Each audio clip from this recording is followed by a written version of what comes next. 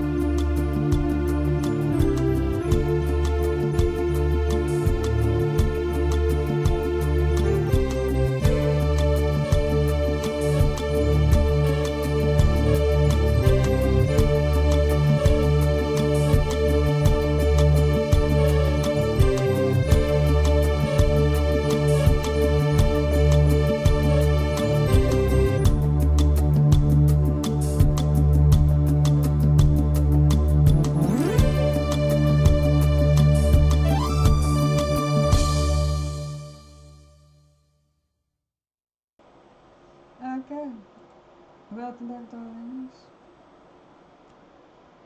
Why do I play that song?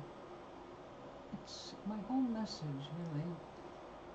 I did write it for my first novel, and also because it's mine, I can play it without fear of upsetting people here on YouTube. I have the copyright for it.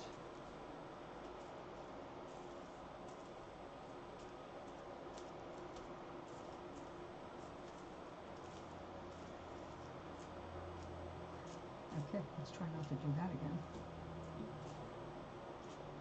It's so light and airy. I'm just floofing all over the place. This is 19 micron merino wool. And I have to make the strap for the purse now. And I don't have anything long enough to do the strap as one long piece. So we're going to be doing a curved piece, which I had to do for my other rope, and even the flat strap that I made for the second purse. Okay. Calm yourself.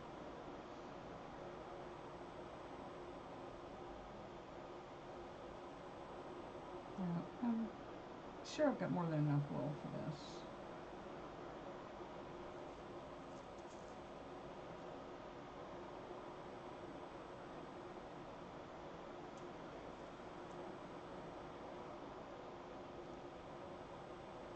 Now this will actually be probably where it gets most of the pressure in wearing, so I am going to want to make sure that that is nice and comfortable.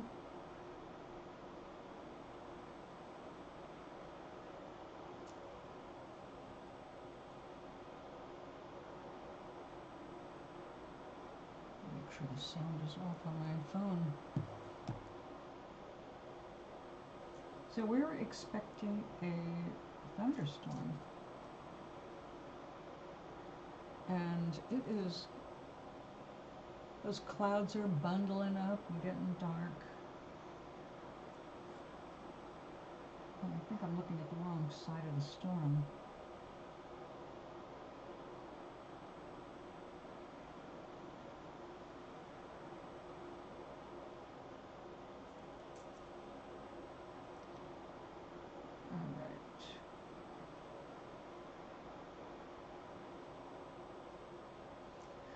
I might have to add a little more. That's going to be...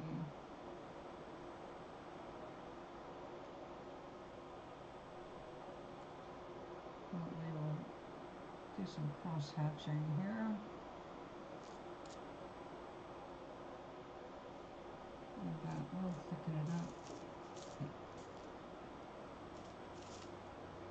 Okay, there.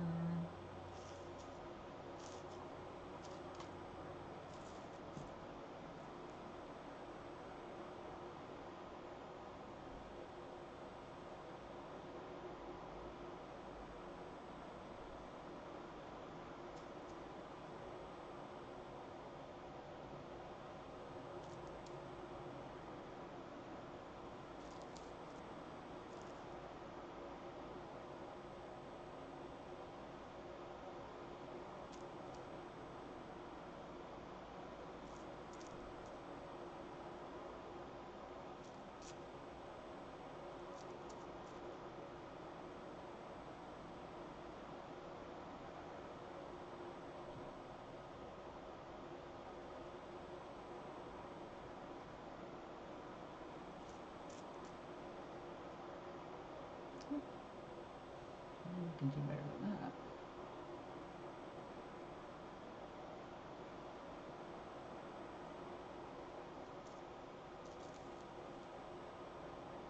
Sit there.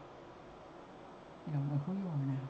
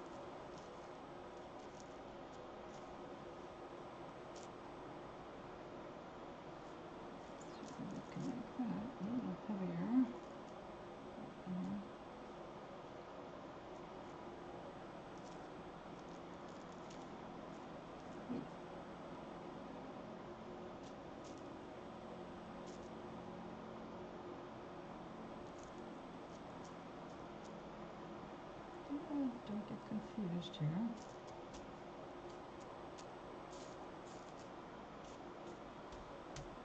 Fuzzy green caterpillar. Now I want to hide some strength in this. I don't want it to be obvious.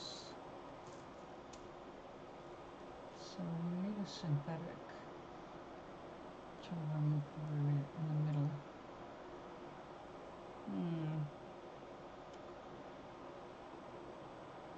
What do I have that'll match this?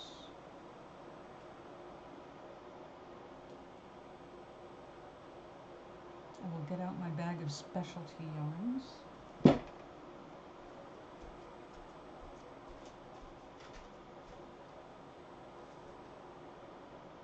giant, heavy specialty. It comes complete with its own fanfare.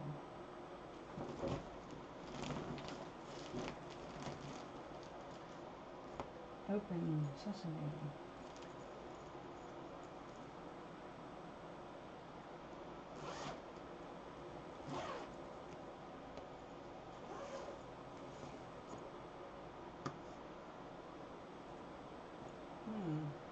Ooh.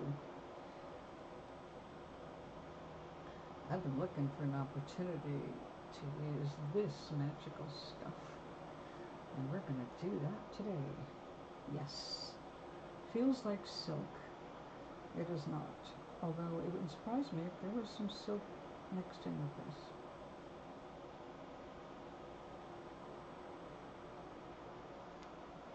Let's take our measuring tape here.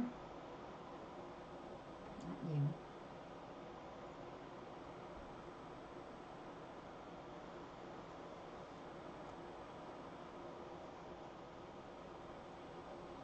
And a little bit beyond.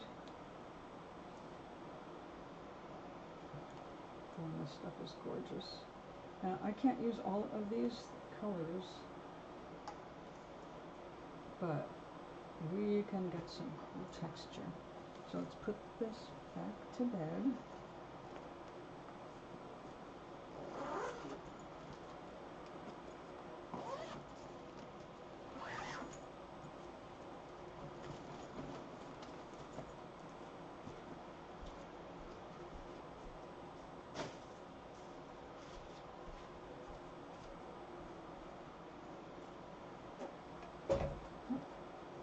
I took my seat too far forward. Okay, let's see what we've got here.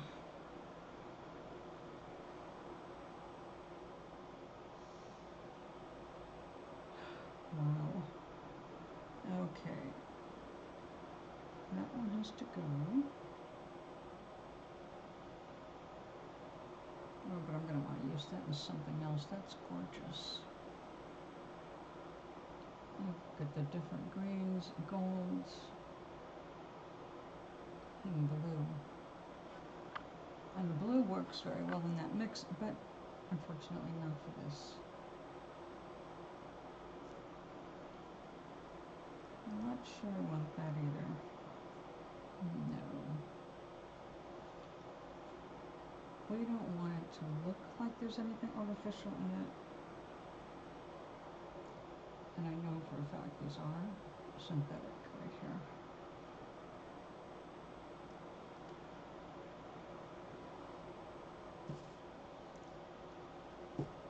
Oh, what a lovely technique to make that stuff. Okay, so here we have some fuzzy buddies. And let's see, we've got a brown in here. I think I'll remove that as well. Although, you know, I'll leave it because we have a little, we want some color differences, right? It is, after all, supposed to be a vine. So we're going to lay that out.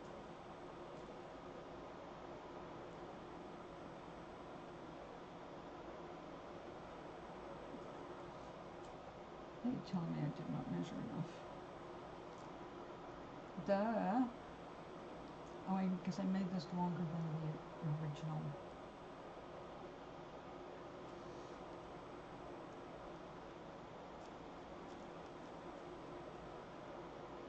Okay, I'll look at another properly measured strand.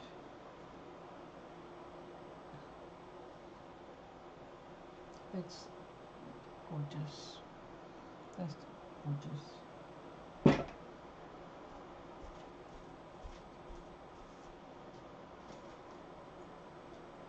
monster bag. Give me my magic line. Okay, this time we're going to do it this way.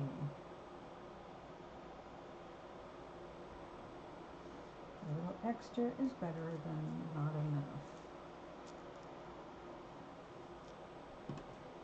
A little extra you can always cut off or not.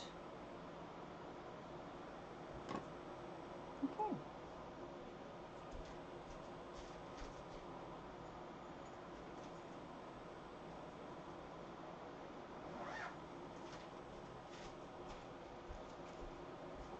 Okay, we'll once again remove the polyester.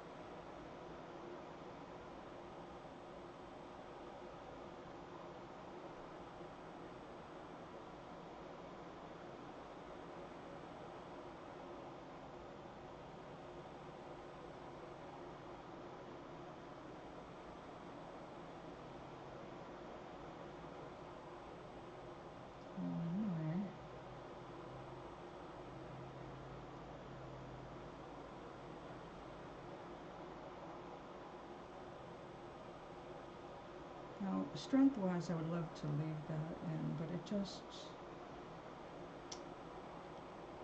will not help the effect I'm trying to achieve with this strap.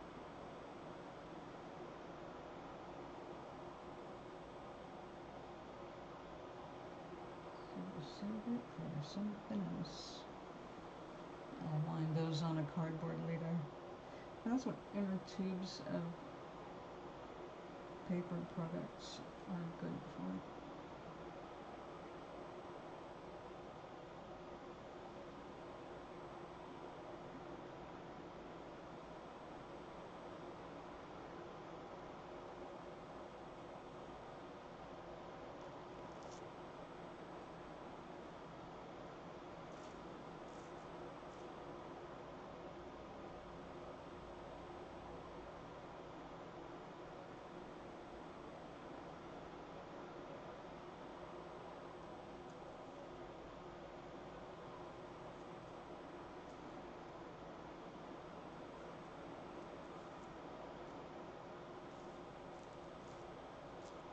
You bunched up, why? I don't know why. Come here, you.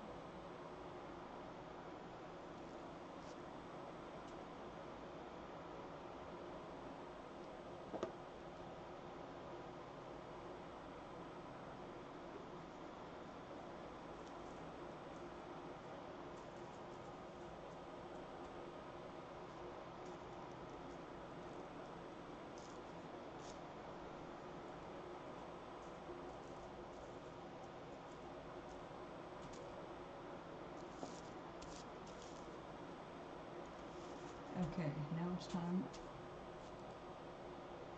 for some little highlight color.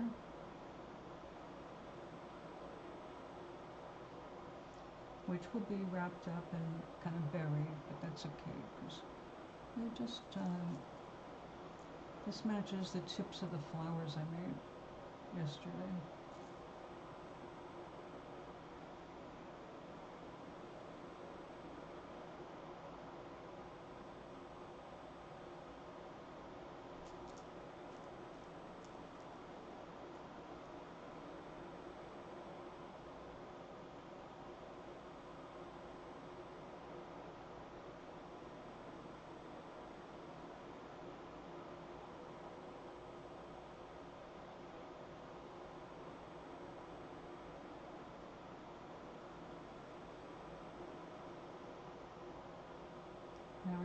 you're working with anything synthetic, or like silk, I understand bamboo tops too. I'm going to learn about using those directly this week, or this coming week, maybe even this weekend, depending on what manages to arrive today. I am so excited. This is so much more fun than painting anymore. I was asked this morning at the Creator Circle, like I'm done painting. I said, well, no, I'd still like painting, and also I had personally obligated myself to mailing a couple paintings a week to my stepfather and to my friend Gloria, because they're in nursing homes in their 90s. Matter of fact, Gloria's 99, and I don't want to let them down. They are alone in nursing homes. If you're in a nursing home, you're basically alone.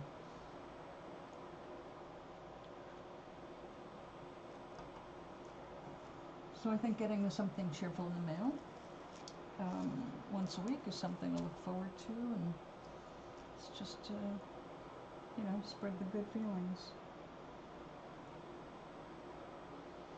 Okay, so this is the last layer, I think.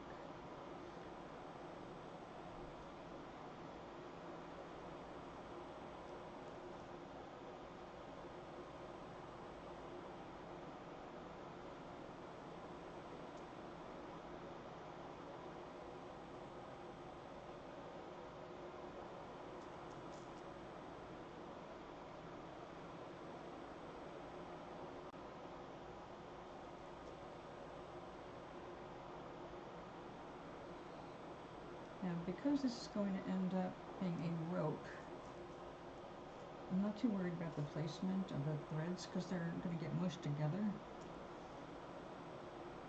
It'll help with the felting of them, because they're, like I said, they're synthetic. They are very fuzzy. They've got a lot of fiber. That might be natural. We're going to find out how natural. But the hope is that with these unnatural fibers going down this, it's going to strengthen the vine. Also, it's going to add some more texture to the vine, so it's not like one smooth tube, which is just, again, boring.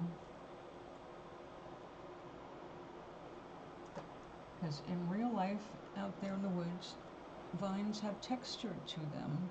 There are smooth vines, but they still, even the smoothest, have a texture.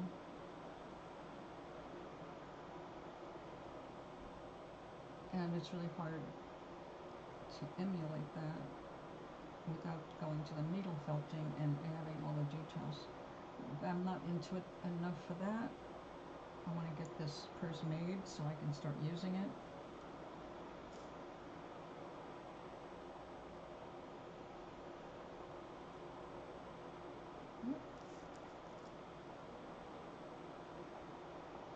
Such a long staple.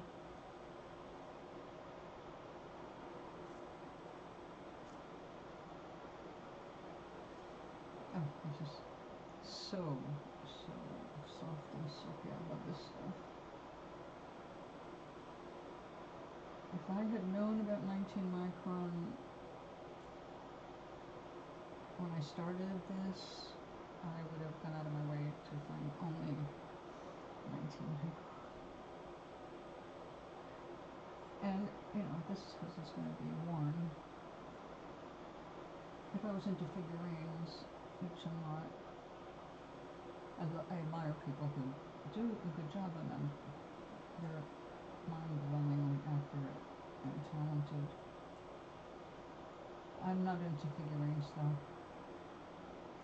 Because at this point in my life, it's just something else I have to figure out how to dust.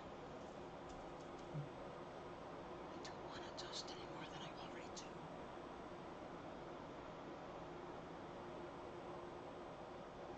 In fact, the whole shelf behind me has to be taken apart and dusted.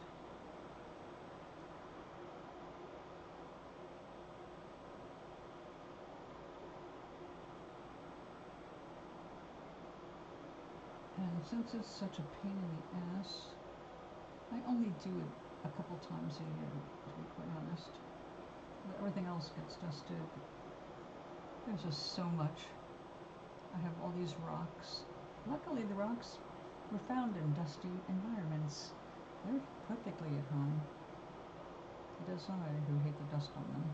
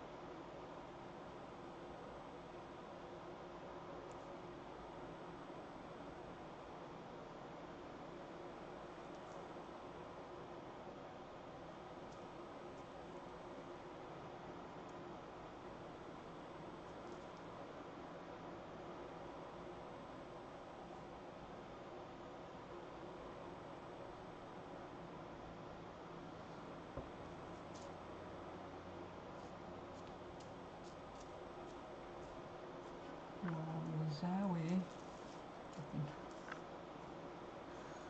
Well, I don't know what comes in my head sometimes. Zowie. You think I'm watching Batman from the 60s.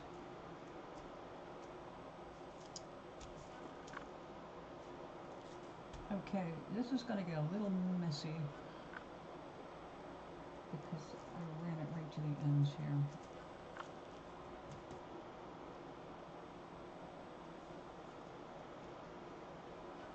Over there. Oops. No, no, no.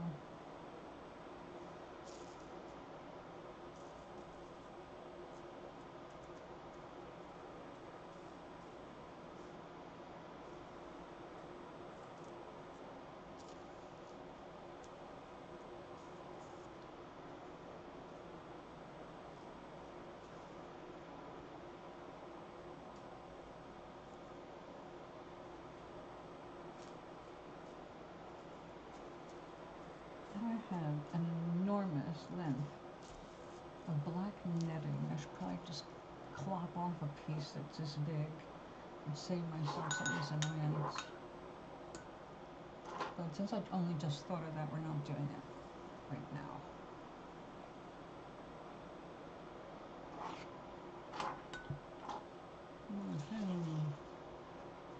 No water.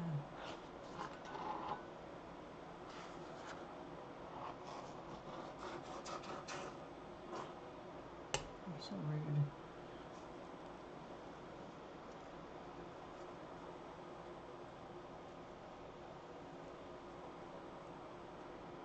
I'm going to go walk over to the table.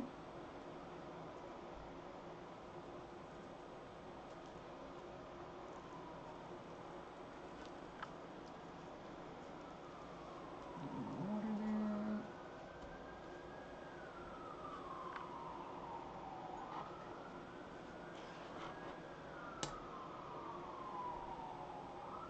Keep going.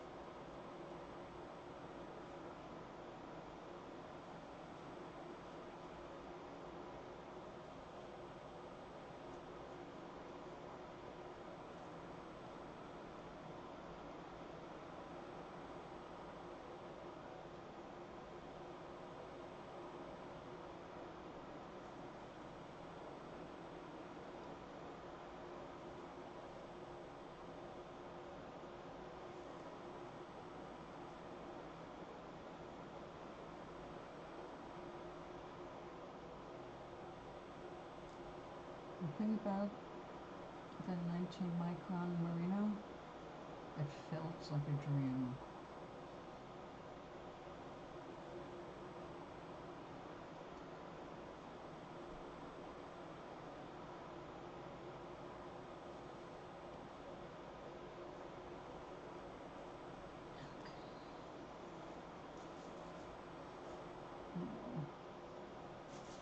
Over there and dry. Alright, let's start out here.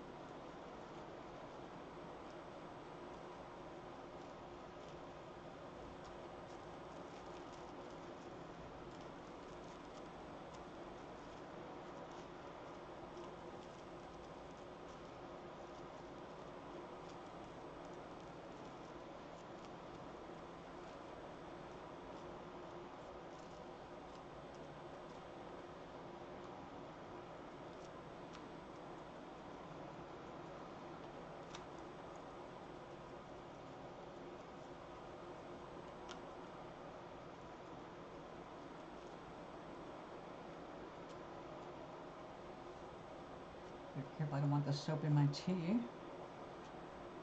A little less squashy, perhaps.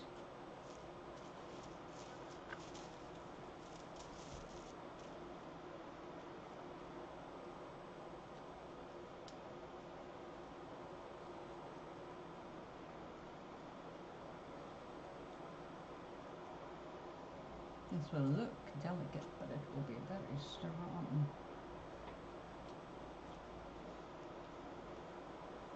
Because of the hidden color.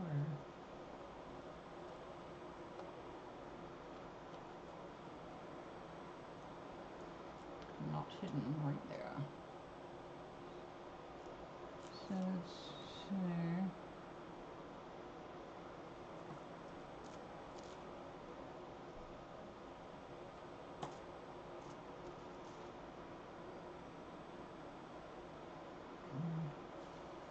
Let's get this excess water out.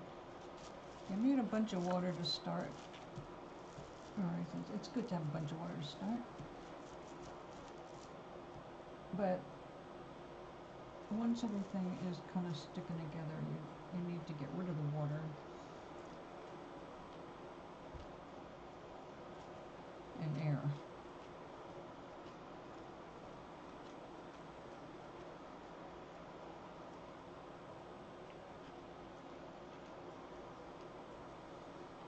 I see an Etsy notice, which means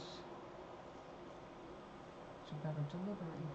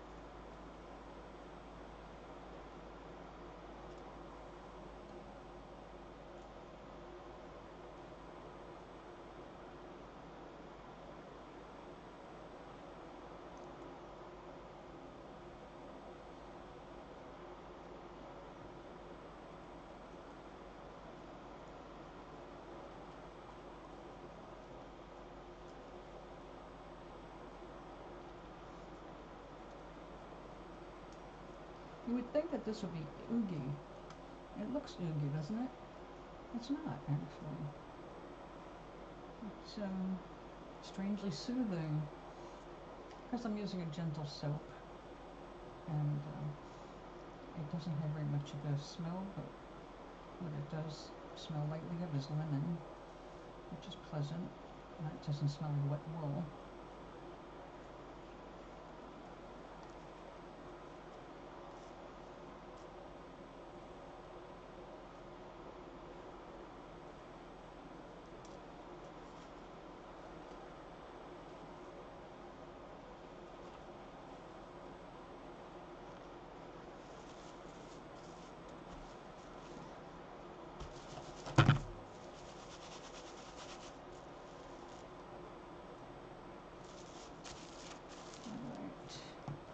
Stand up, phone.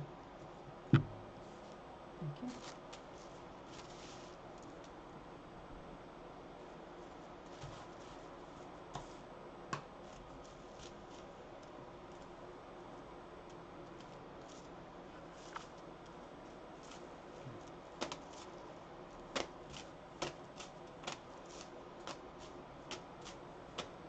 This part is called filling. Oh, it does kind of make it floofier. And we're getting the texture coming out.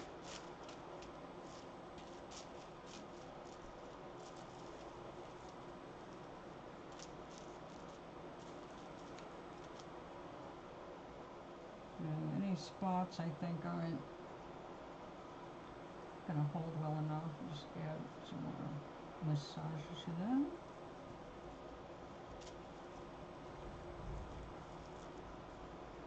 Because it's like it's ready to fill up, filled up perfectly now.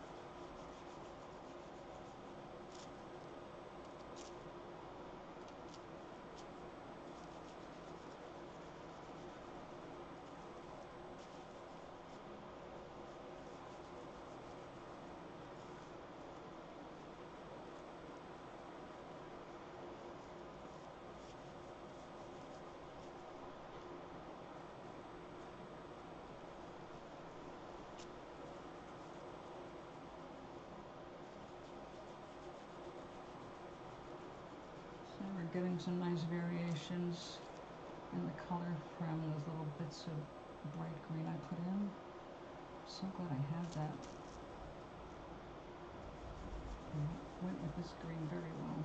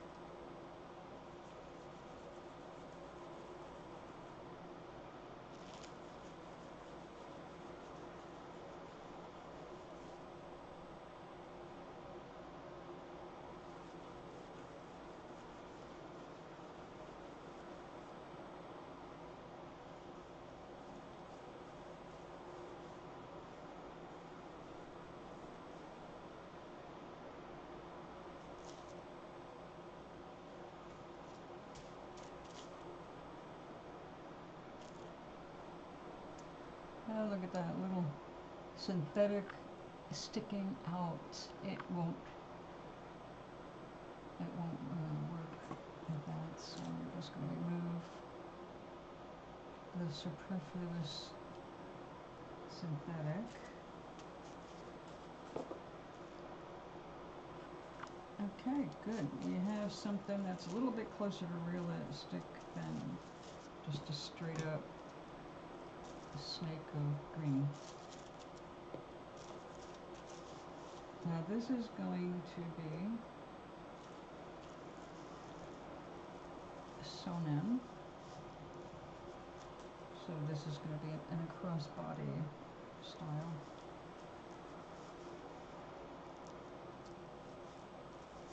And after that, I can attach the leaves, because the leaves are going to be going, you know, like there.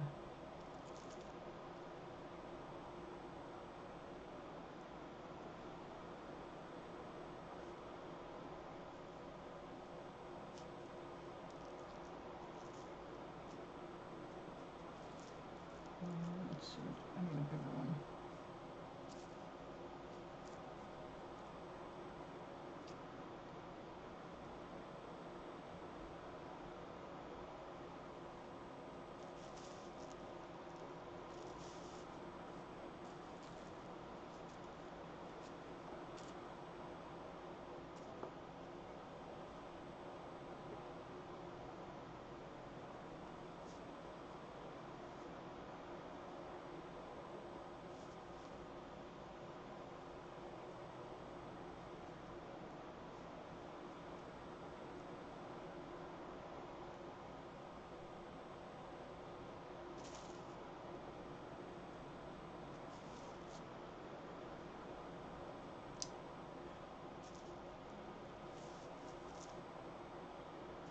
You don't want to overdo it, you know? Oh, it's so tempting. So let's see.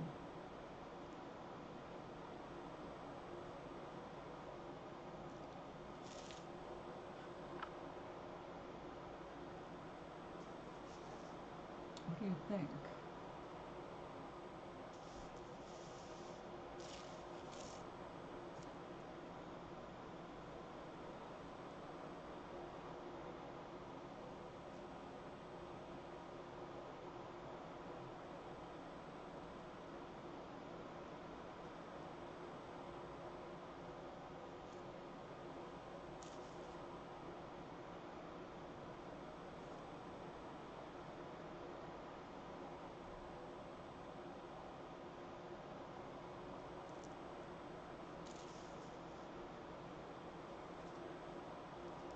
Yeah, I like that. And after this is attached,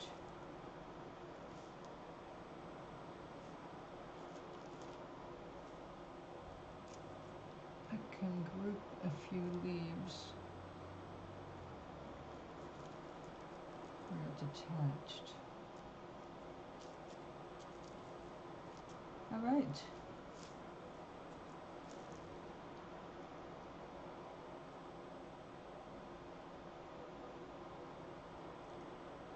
But before all of that,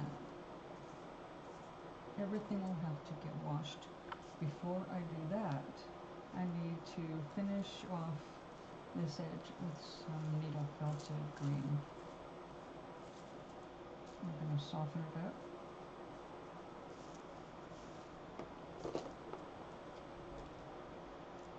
I can hear you. Yeah, basically, yep.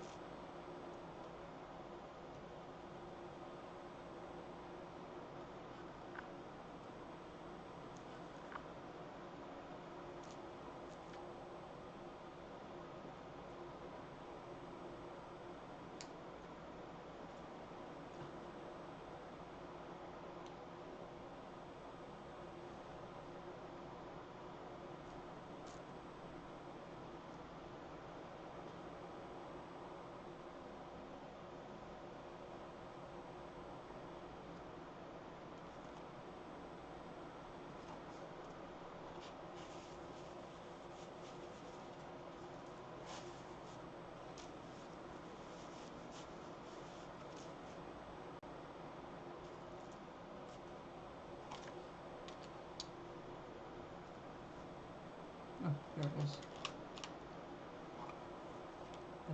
The finishing needle.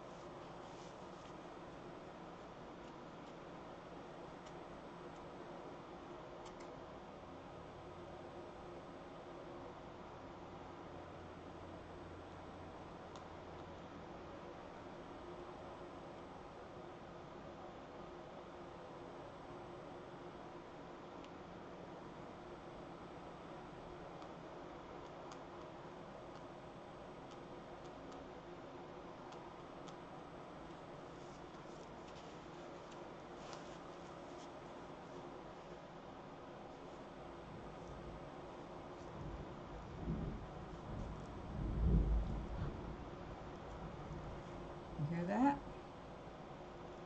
Thunder. And I see it's starting to rain over there. So I'm going to have to go close my windows, because they're wide open right now because it's been unbearably hot in my apartment today. I get like 84 degrees. And I'm not used to the tropics. So I will be right back. All right. Not be risky. Right back. Closing windows for the storm.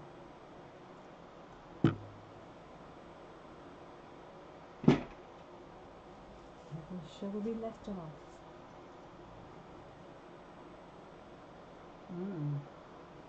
It's getting a beautifully ominous look out there.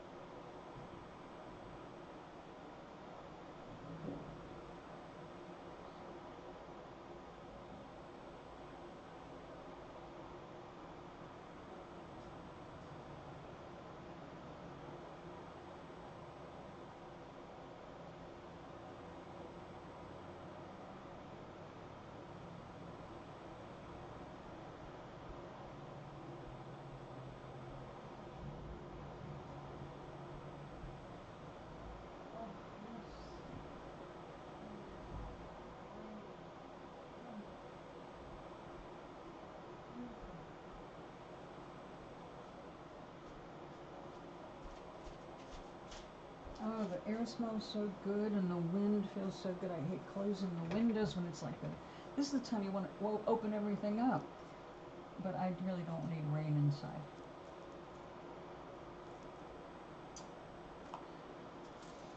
Okay, let us continue.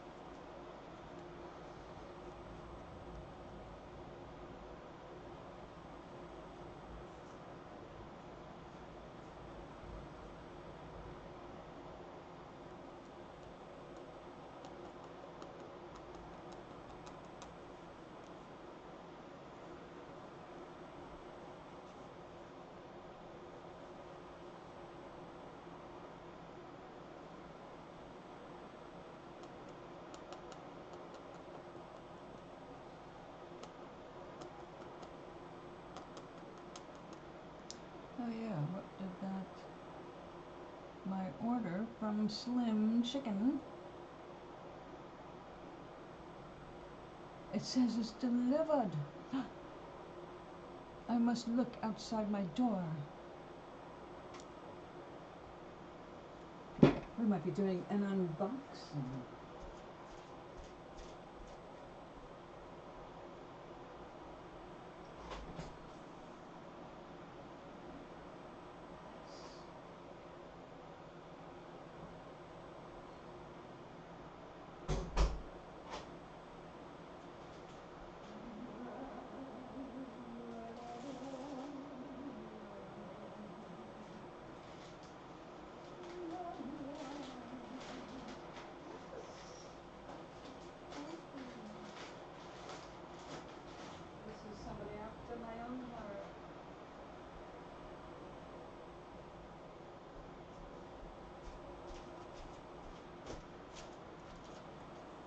This person packs like I do.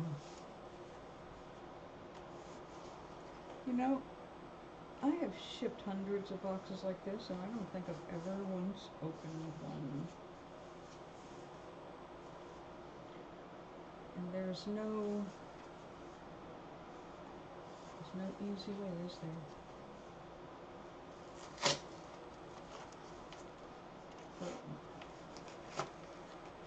Here we go.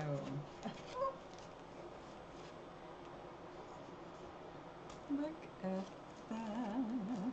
Now, this is super compressed, and I appreciate it. We're not going to uncompress them right now.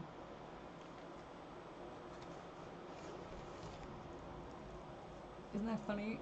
It's called bubble gum. Amethyst I can dig. Okay. It's really hard to find the purple on my mind, but that lilac is excellent.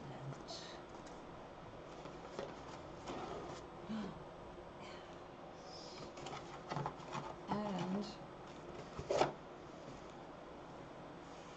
thank you for supporting our small family business. You can save shopping directly on our website. And I will save $5. You bet your butt I'm gonna be there. Save $5.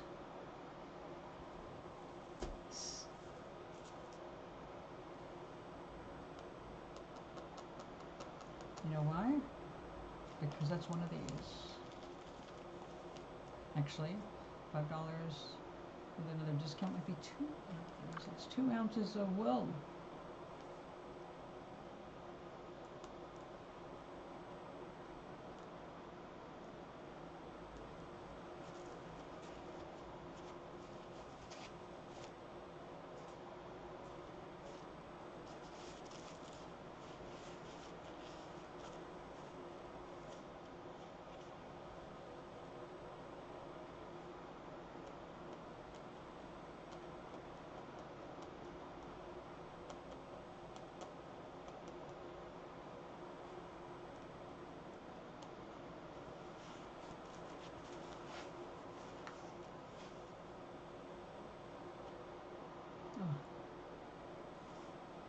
I love stormy days. The rain is just poised. Not quite here. Hey, Stacy.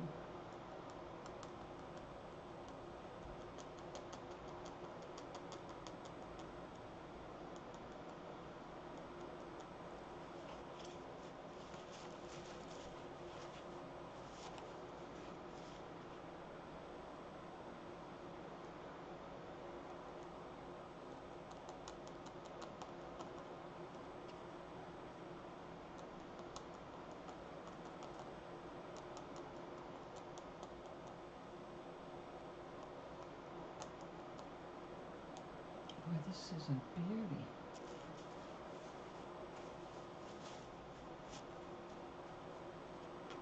Now, my minimal research about needles discovered that color coding depends on the company, and it's not an industry standard. Companies can make any color they want for any size they want. So you go by size, not the color. This is size 40 needle. It's meant for doing finishing, which is basically what I'm doing right now.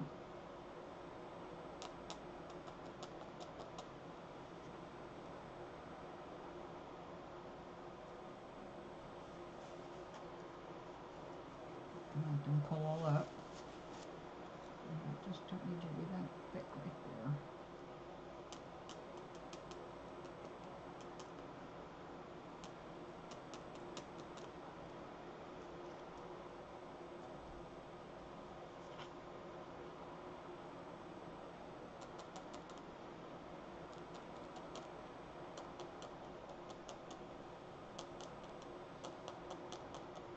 Now you may notice I've got lavender on the back of this.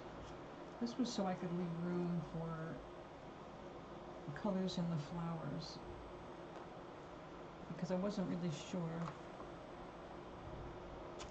We have a lot of flowers. Oh, they're right here.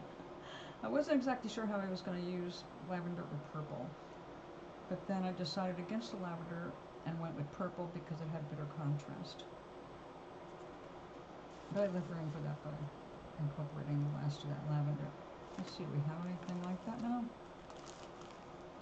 Not quite. Yeah, that's why if you're going to get into felting large objects, if you can't afford to buy all of the wool you might need at once, at least go with the same vendor so you have a better chance of the dye being compatible. Like, you know, at least in the same family.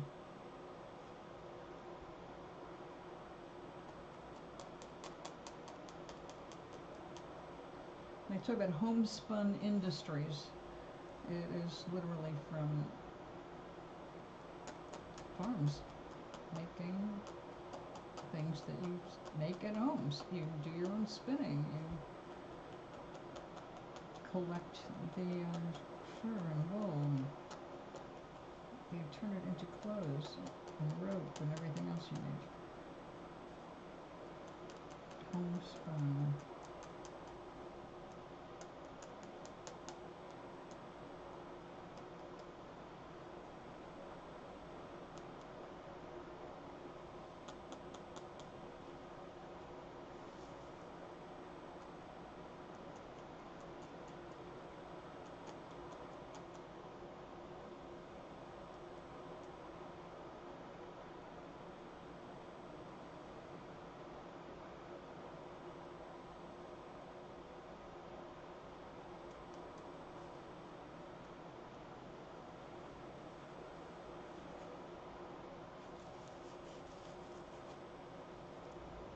Let's pull it up a little.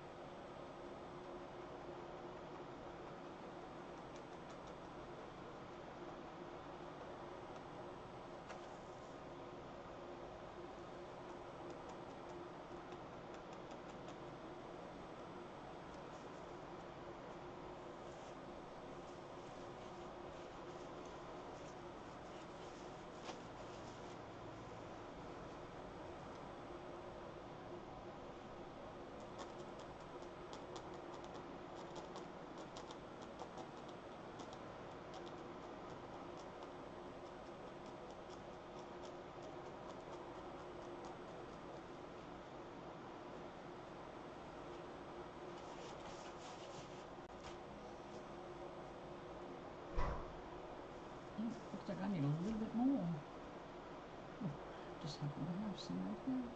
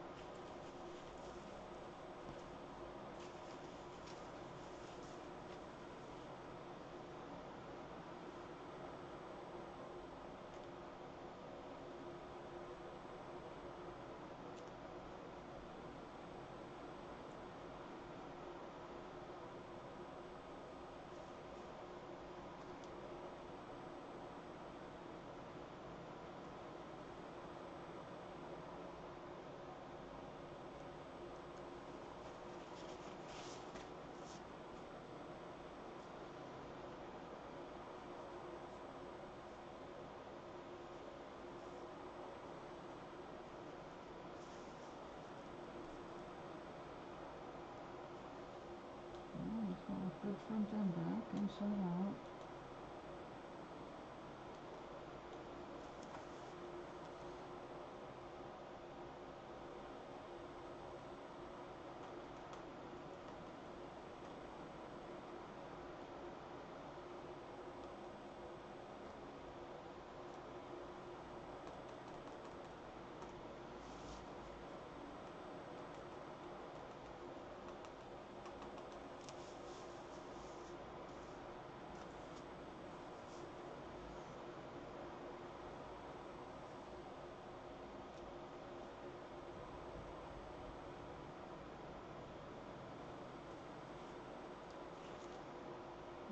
It's a very nice soft finish. But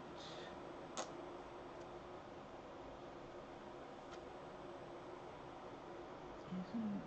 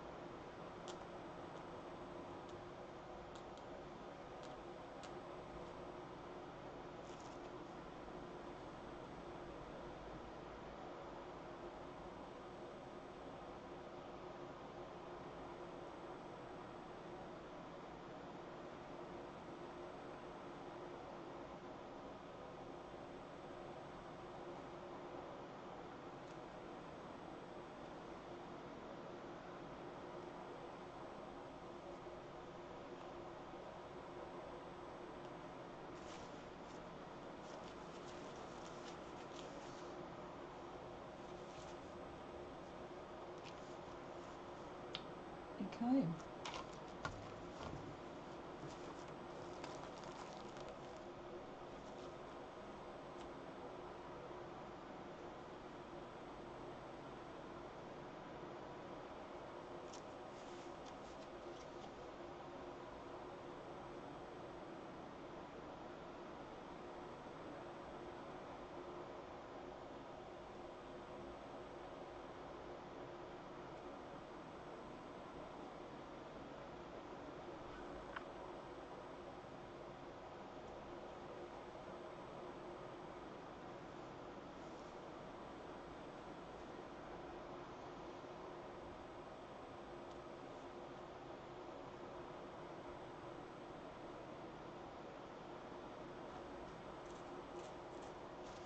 Let's see what I got there.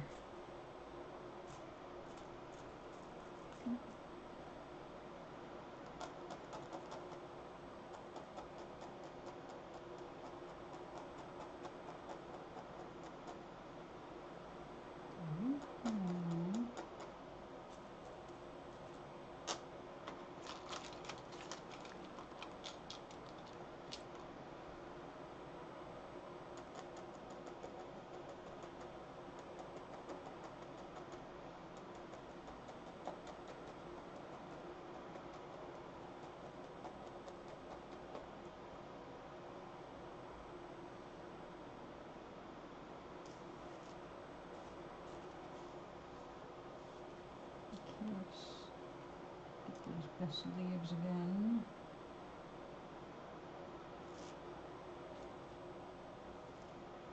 My biggest ones.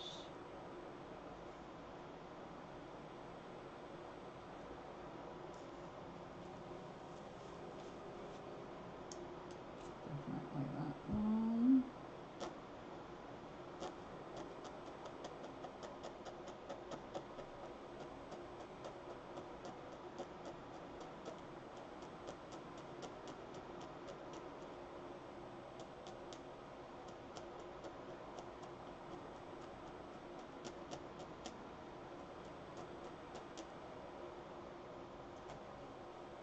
Okay.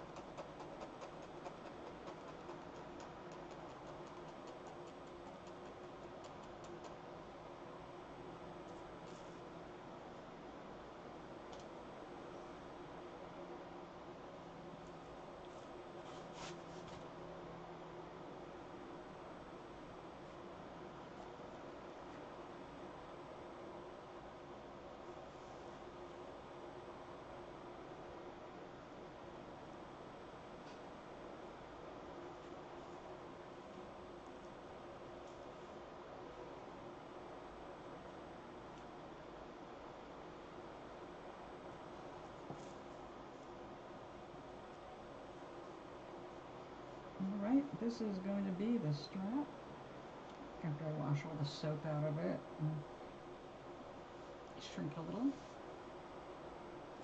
And that will be the pouch.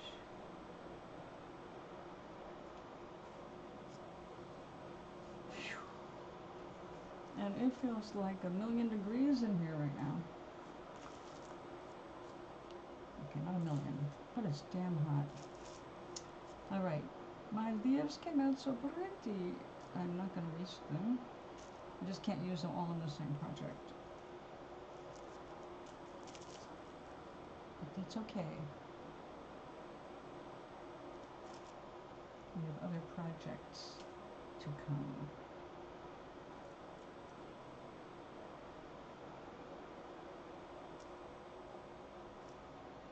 Oh, that's so cute.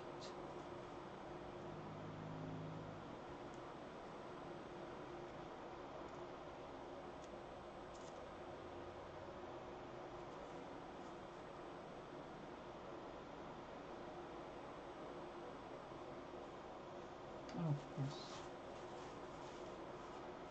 That's a good one.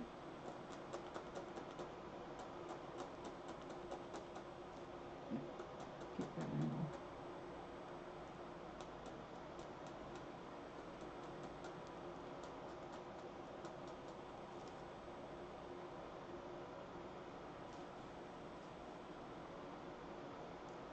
I am getting happier.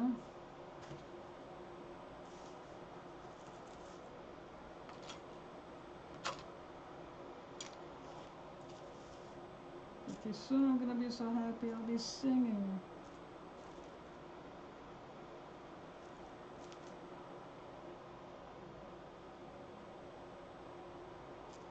The first leaves are always your favorite. I don't know if that's true. They're just the first leaves.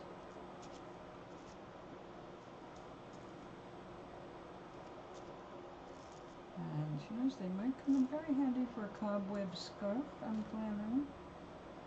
So I'd like to plan a bunch of cobweb scarves. I love delicate but strong. Looks delicate, surprises you with its strength.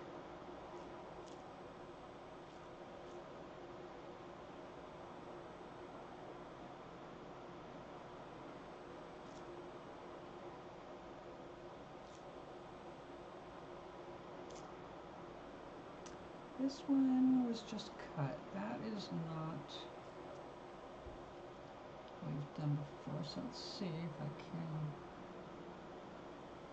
turn this into something a little different.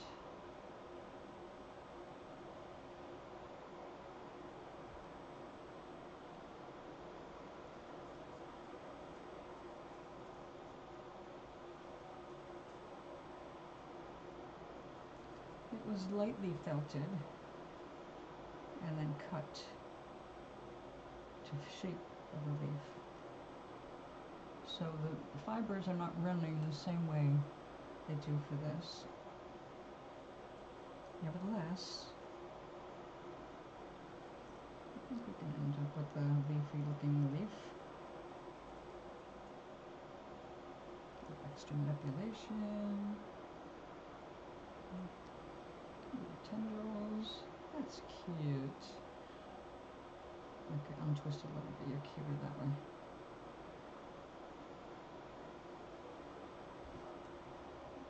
And then we have to cut that.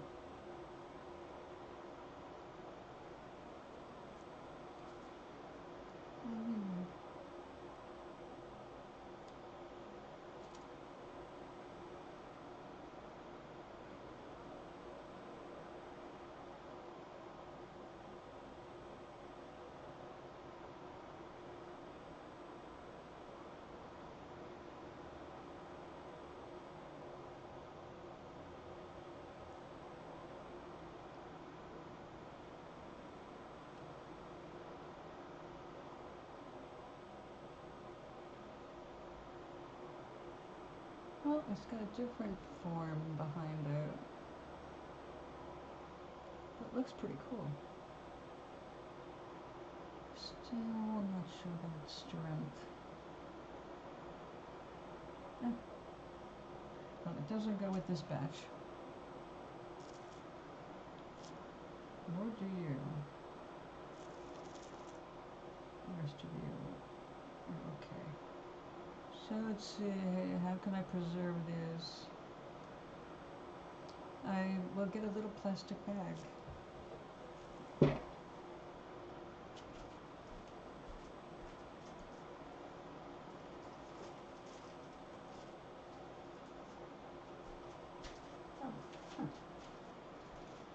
Sometimes I get the wrong plastic bag, but maybe this will work anyway.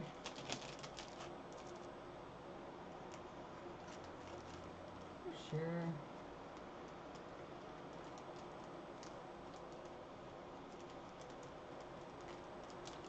Okay. Now I am going to put this stuff away, but before I do, we have to try it. I have not worked with this wool before, So let me put the green, this beautiful 19 micron merino.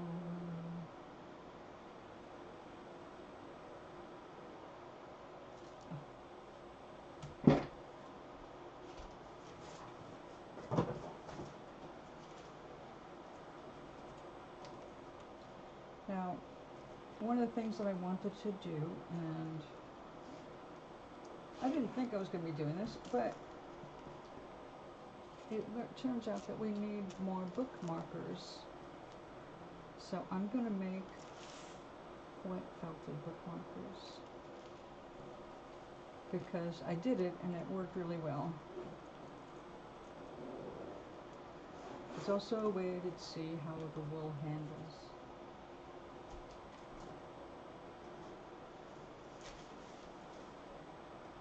So this is, they're calling this chili. I was actually expecting this to be a little bit more orange, more like this. So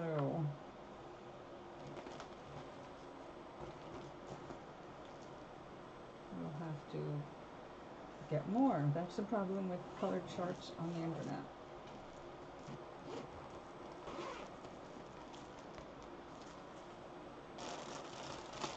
So this is honey. It's not the apricot I was hoping for, but it is a gold that I like very much, and was hoping to find. It's close, but it's not quite. So we're just going to have to keep looking. Some of these colors I really, really like. I want to work with them some more, but that's it.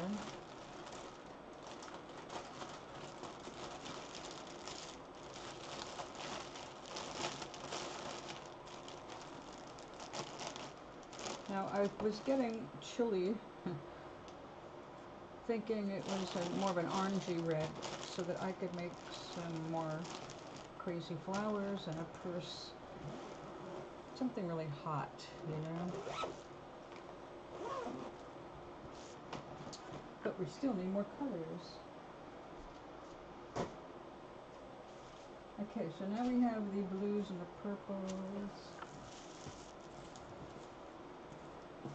And I have some little specks of green.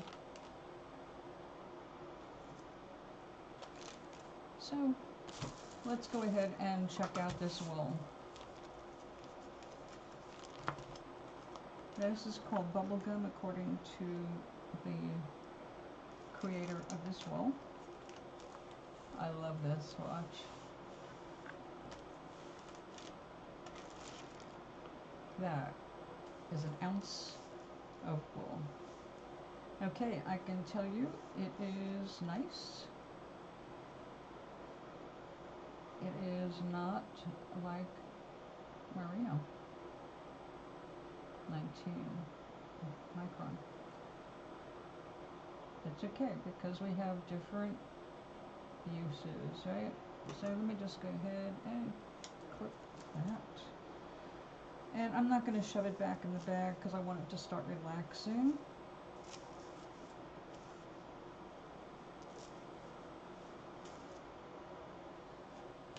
And let's get a snip of you.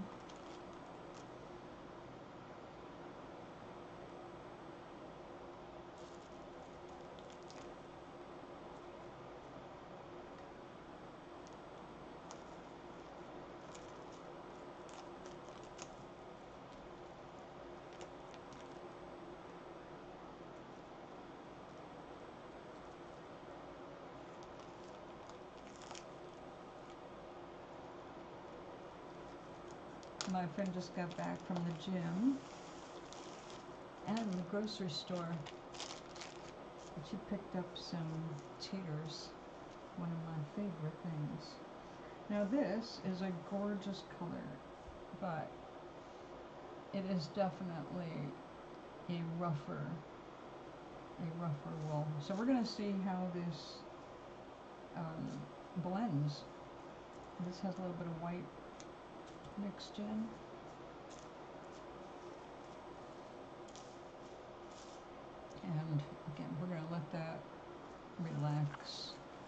let's take this lavender out. Now, Corriedale, I'm guessing, is the kind of sheep, and they're known for whatever kind of wool they're known for, and I don't know because I'm still learning about the wools, and this is how I'm learning.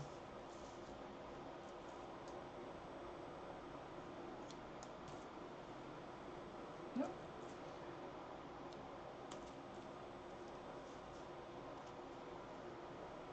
I do appreciate them sticking this in those little bags. I'm going to make a recommendation to them that they try those vacuum seal bags instead, so that it doesn't get kinky. Okay, we're just going to make a sheet of wool. I'm going to get this out of the way because, well, you know what, go ahead and soak in that water. There you go.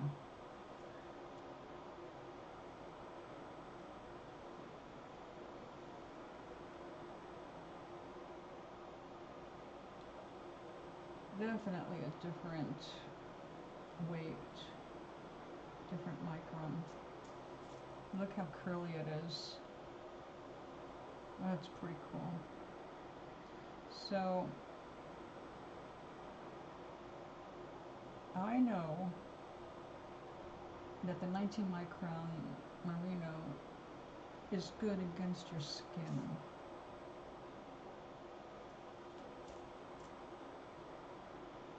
Which of course is important because everything I am making, other than gifts, is for me to wear.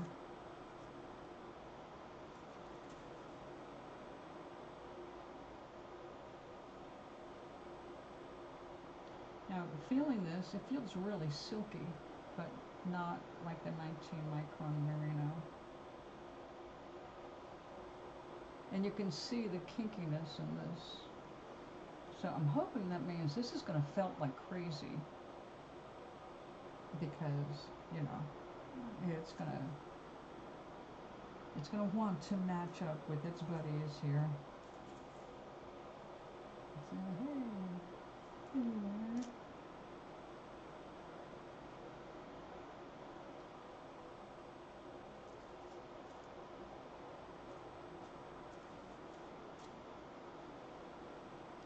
Now, it's too bad that I'm over an hour away from the annual Sheep and Wool Festival.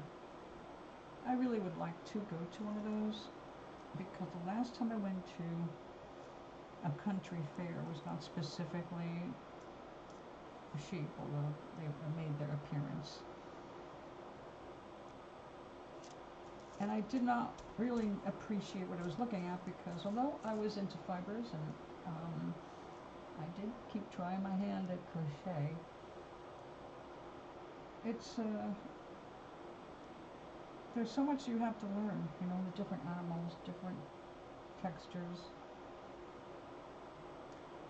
the way the hair itself is made. Like, llama hair is hollow, which blew my mind.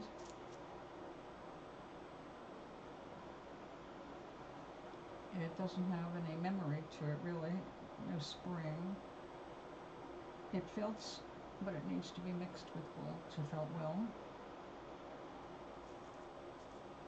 Something with more memory and texture.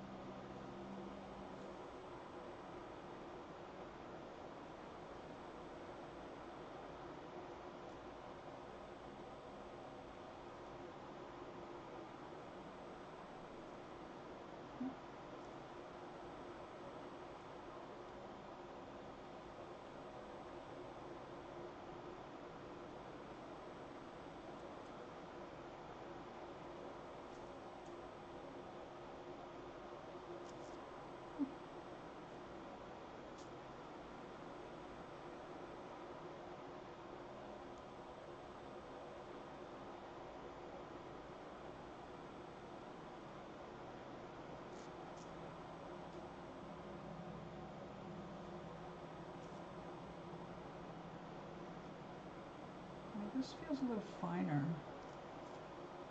Strange. A little more cloud-like. I like that. That's what I'm looking for.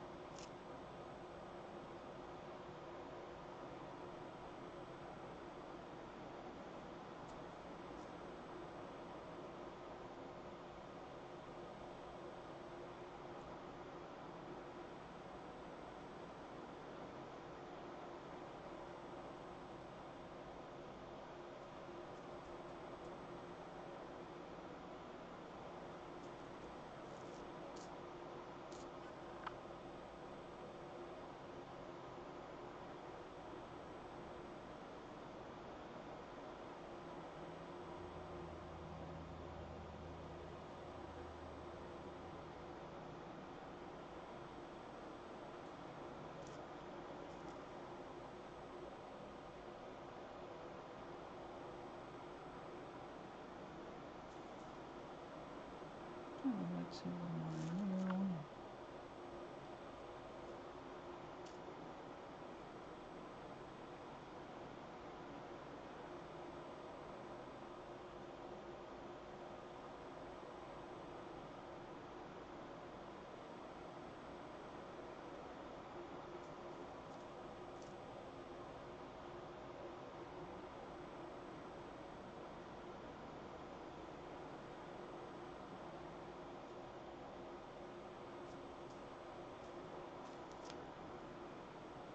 Yep, we're gonna need some more. Let's take a little bit of the darker purple from this end. Getting little ragged finishing ends here.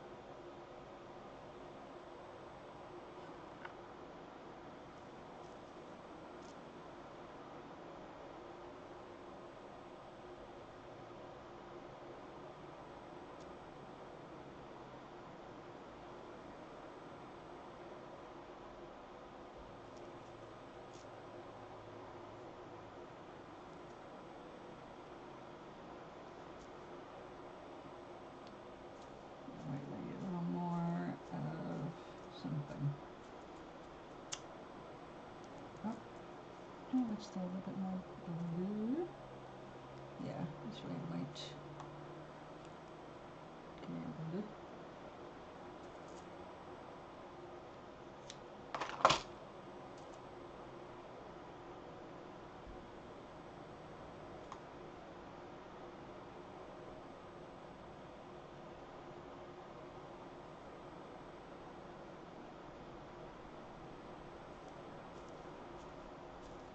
And I think you need a little bit there too. It's just a little thin.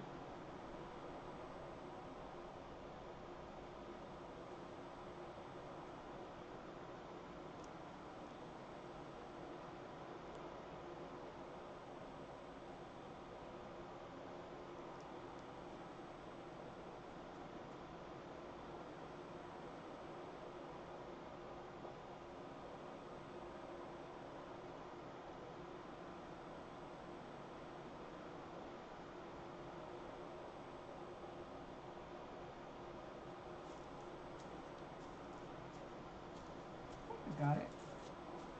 We're going to find out real fast.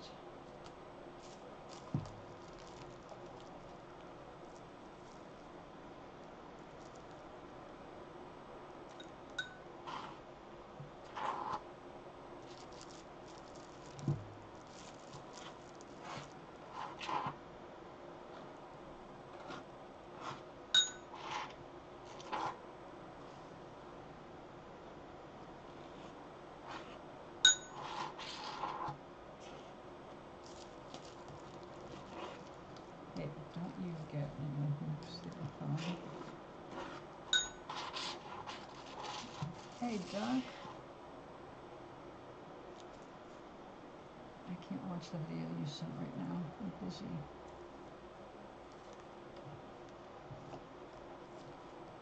Try just to see where the chat is. Cinnamon loaf bread, nice. Did you make it yourself?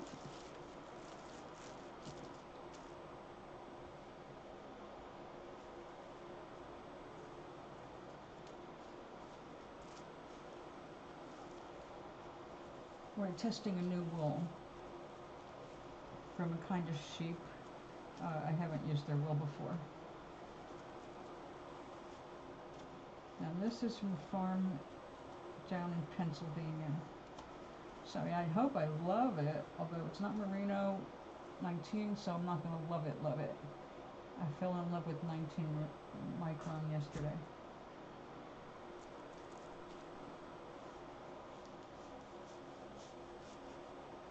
I am testing it out, and this is going to turn into bookmarkers for our community library.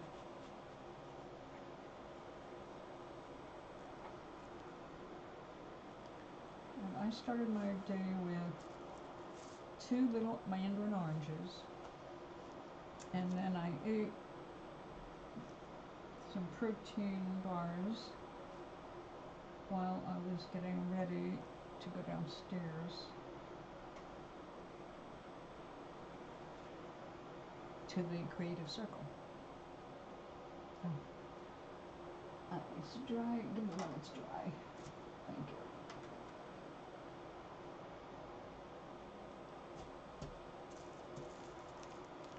Good. Well, it's a constant thing. You work a little every day. You have to feed your face, so you may as well. I just found a guy who's into beans.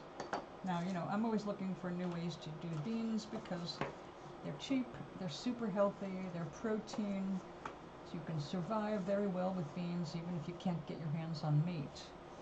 So beans are a really important part of the diet, but there's so many different kinds and they do have lots of different uses. And the number 1 bean for multiple uses, including the water it's soaked in, is chickpeas. Chickpeas, you can make anything out of chickpeas. It's pretty mind-blowing. The liquid, like if you get a can of chickpeas, the liquid in the can, liquid it makes is called aquafaba. And it is very nutritious.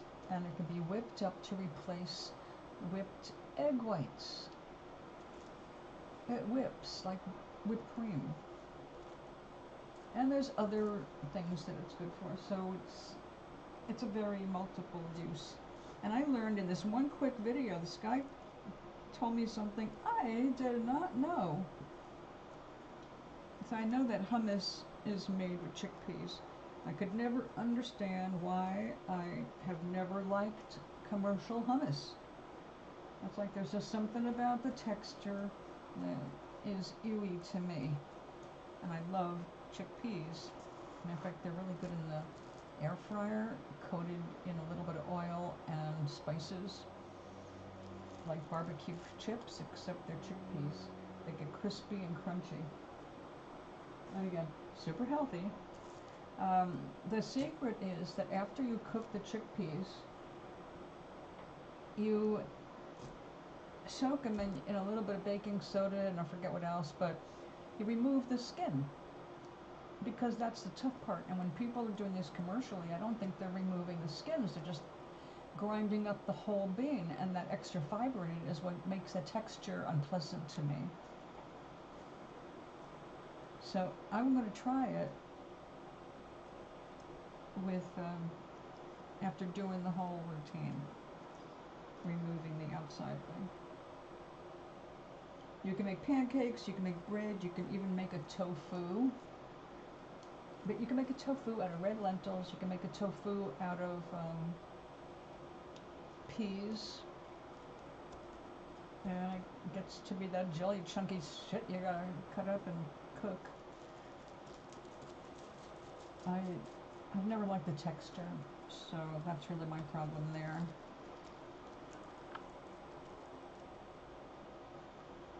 Yeah, that's great. That's wonderful. Doesn't it feel good to be a little bit more in control of what goes in your body?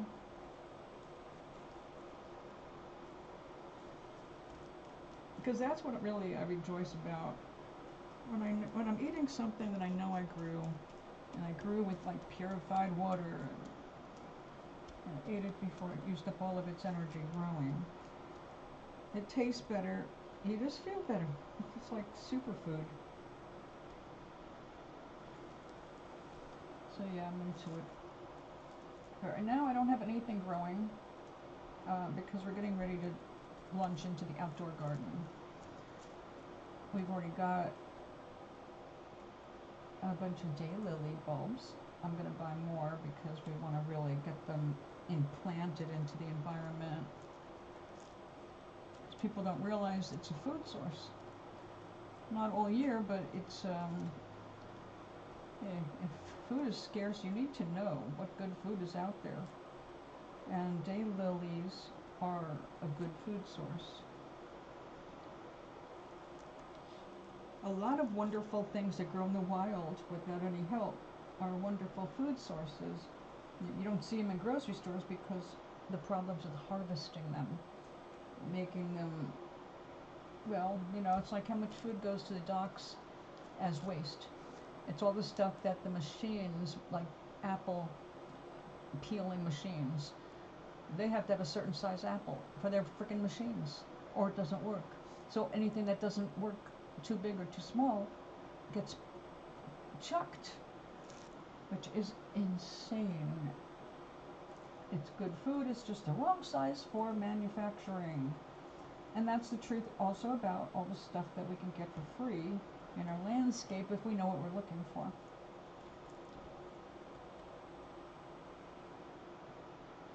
One of the women in my group, she suffers from severe anxiety. She can't cope with the idea of anything not being as she's always known it. And she is a sweet person. Very, very sweet. She reminds me kind of a little girl. There's a kind of naivete there.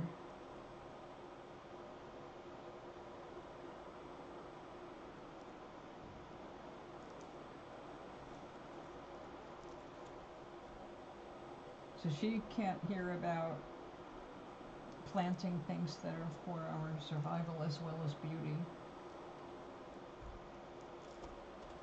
But baby, you can have landscaping and food. Should you need it, it's right there. You can stand between life and death if you know what to look for. Frankly, I'd like to keep going for a while and see how things turn out. Curiosity keeps this cat alive.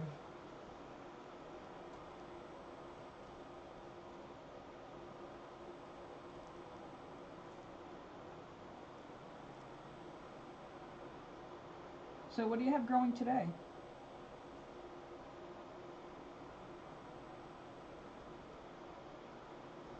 How'd you do in the last round of storms?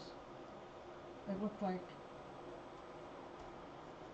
you got out of that okay.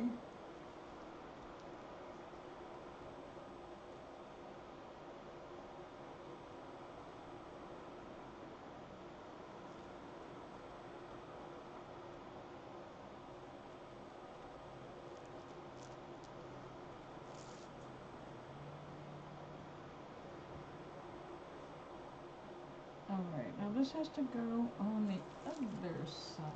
Let's pick this up, flip it over, and the towel can absorb all this excess soap. Come back.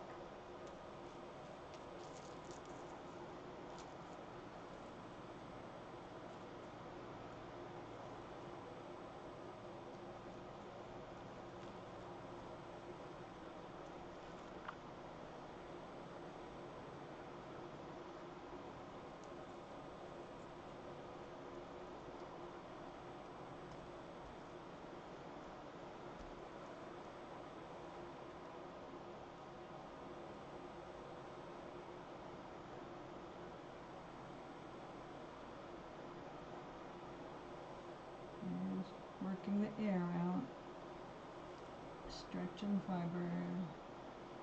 I asked you what you got growing now and how did you do with the last storm and your garden.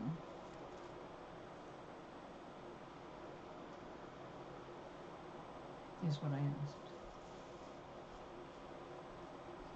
And don't forget to click like. Thank you.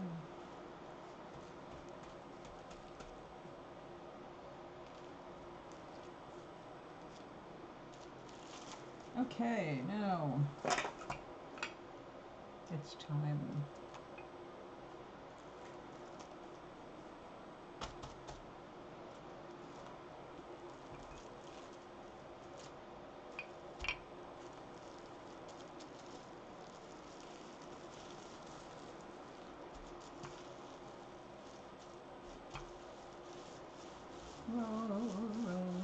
Roll in the hair.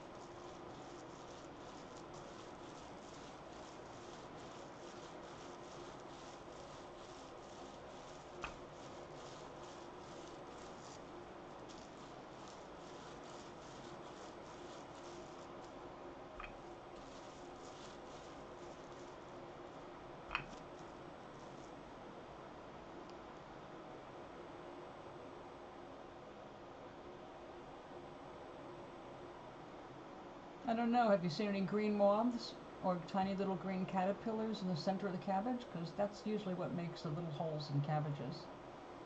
I have never seen a chicken peck at my cabbages, or any bird. It doesn't mean it didn't happen. They can go after the worms and make a hole.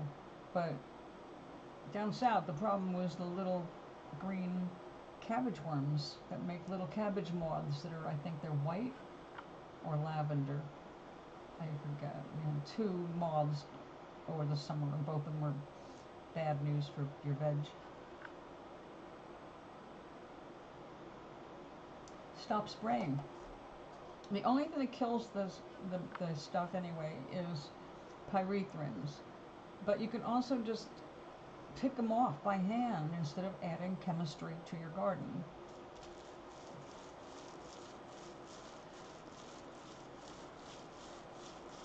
Mustard is a natural, the smell of mustard, the nasty part of mustard in the greens, not necessarily just the seeds, that repels all of this stuff on cabbages.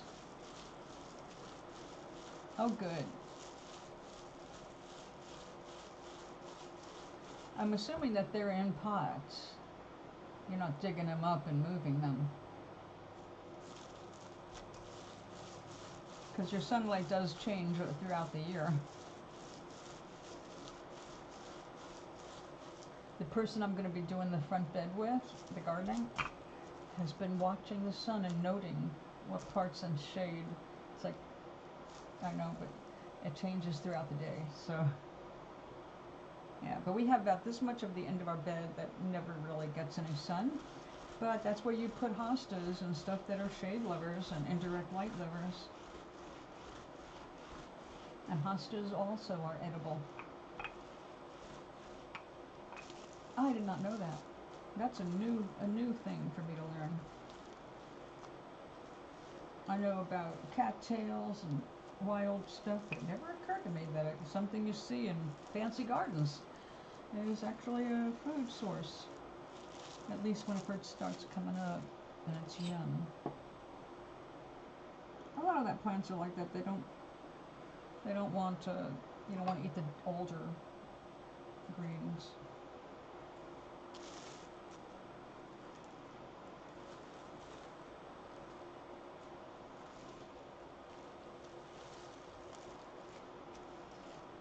Every time you do that, you endanger it.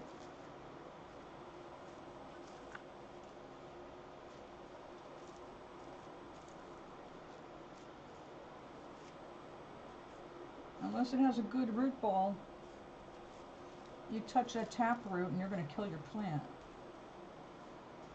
They don't like to be moved and moved.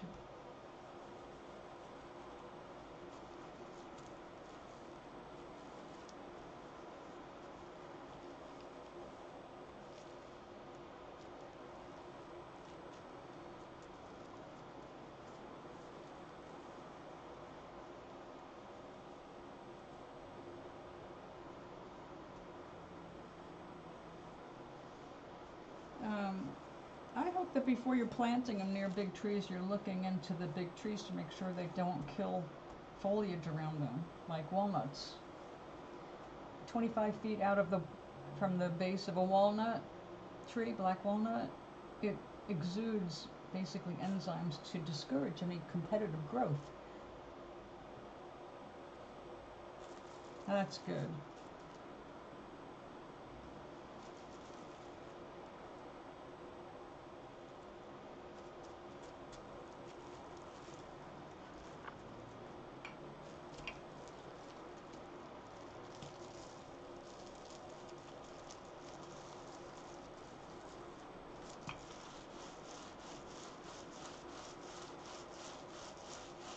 Well, I'm sure that they all had near-death experiences with the rain you got. That takes time to drain. If you can't dig it up and you know that if the soil's too waterlogged, poke holes in the soil. Make air holes, tunnels all the way down to the roots. Don't worry, they fill in by themselves. But it's a way for the air to get to the roots so they don't smother in the excess water. In fact, that's why you see more pots these days that have holes in the sides.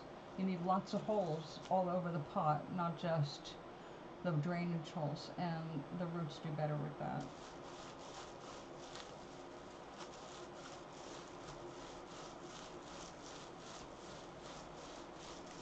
Oh. I don't know what the humidity is now, but it's like, what is it? Hey, it's almost 4:20. All right, we have thunder and lightning. Low will go back down to the 40s. Oh, thank God. They say it's 67. Oh, showers in the vicinity. Let me see what the...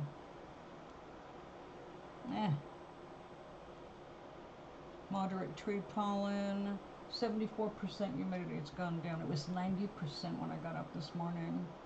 It's like, are you kidding me? Talk about bad hair days.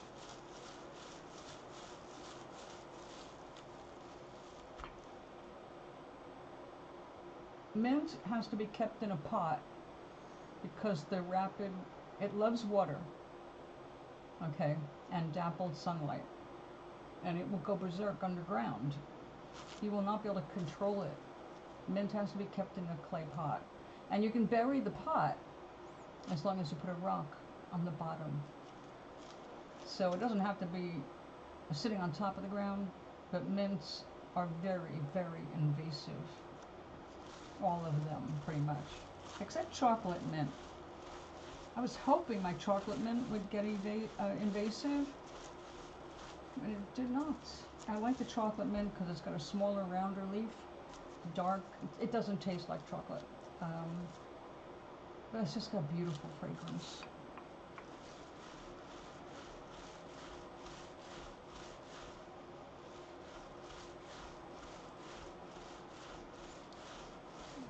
Companion planting is very important. You need to know which plants like to be next to other plants and which plants hate being next to others, like fennel. All the umbel plants, they do not like anybody. They don't want to be near anyone, and they will help kill anything nearby. They will inhibit its growth. Dill, celery seed, oh god, that's one of my favorites. Cilantro, well, Queen Anne's lace, that's wild carrot. I'm trying to remember what else I had. Oh, well, I know I had fennel. Fennel, caraway. That was it. Fennel and caraway. Yeah. They don't like each other and they don't like anything else next to them. So, like, I had fennel in one spot in its own big container. Well, I built a brick bed for it. So the fennel stayed in one place. Cilantro, I only grew it like in the ends of my plots, my beds, because it doesn't like anything else. I did not grow caraway except once, and I was so disappointed in how tiny and dried out the seeds were. They were nothing like the caraway seeds I grew up with, which were just larger. I might have just had weak seeds, bad environment, I don't know, but I only did it 1 year. I'm trying to remember anything else. Yeah, there's several plants. I mean, there's a bunch of plants. They do not like anyone else around them.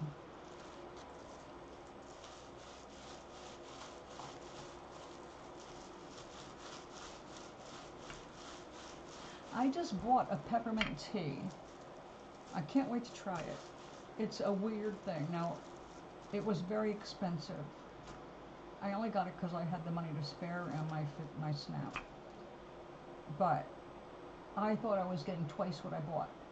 I thought I was getting 20 tea tablets, and it turned out there's only 10, meaning this is more of a waste of money than I absolutely intended. So it's still under $1 a tablet, but that still sucks to pay that much. I think I paid $7 and change, whatever, under 8, but still too much for tea. It's a peppermint, and I thought it was just plain peppermint. I don't see ads. I'm sure it's been advertised on TV. Tea drops. It seems like, alright, is this the next new fad? Is this a better way to make tea? Or is it just a gimmick that's going to cost more than it's worth? So we're going to find out. Because I like peppermint tea at bedtime sometimes. You know, no caffeine. Good for your stomach. Any mint you have to pull out because it spreads like a mother, just remember to rinse it, hang it upside down, and dry it.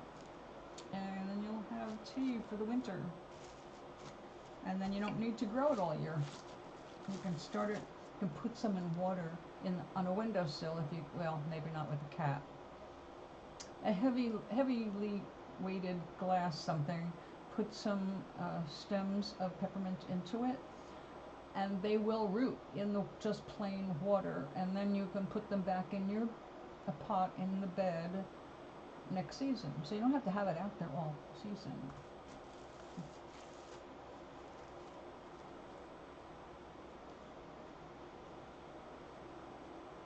Uh-oh. What happened? Did they give you a hard time?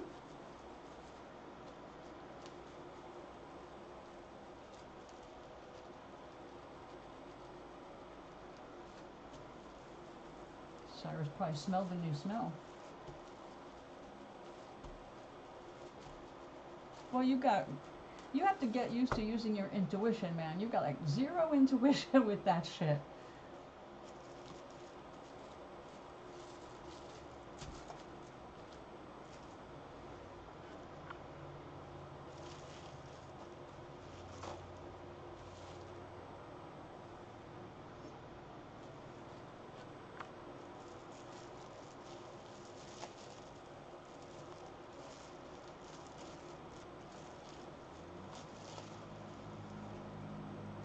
This is almost completely filtered. Look at that. This is basically fabric now. Oh, good. Thank goodness. Close call. Yeah. Okay. You've got to tune into your spidey sense, man.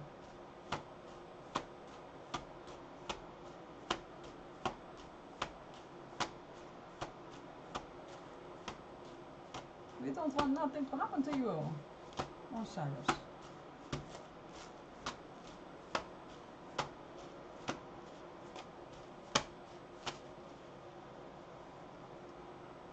Okay, we have some holes opening up, which is okay because I said this is going to be cut up into bookmarkers, and I love the lacy thin spots. They just add so much character, and of course that's what we want. So let's.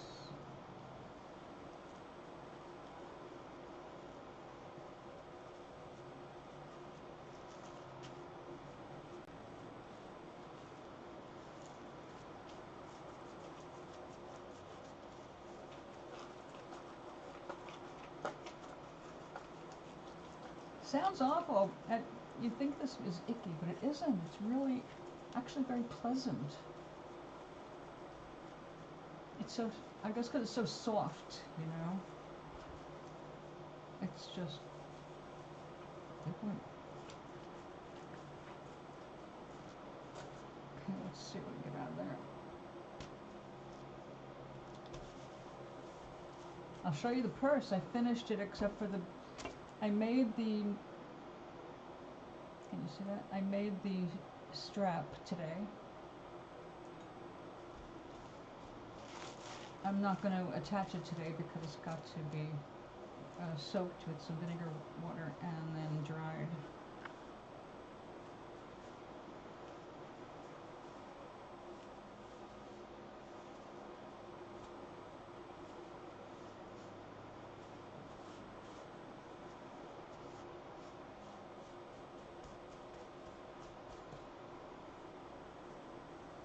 All right, I think it's done shrunk all it's going to shrink. Well, why are you ignoring your spirit telling you what to do? That little voice is your spirit. Spirit whispers. Idiots yell. So when you're hearing yelling, you can ignore it because that's people. Your inner voice is your higher being, your inner self. It is your intuition saying, amen, amen, amen, amen.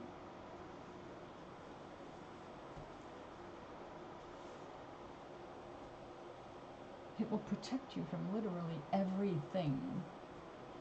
It can, when you are tuned in.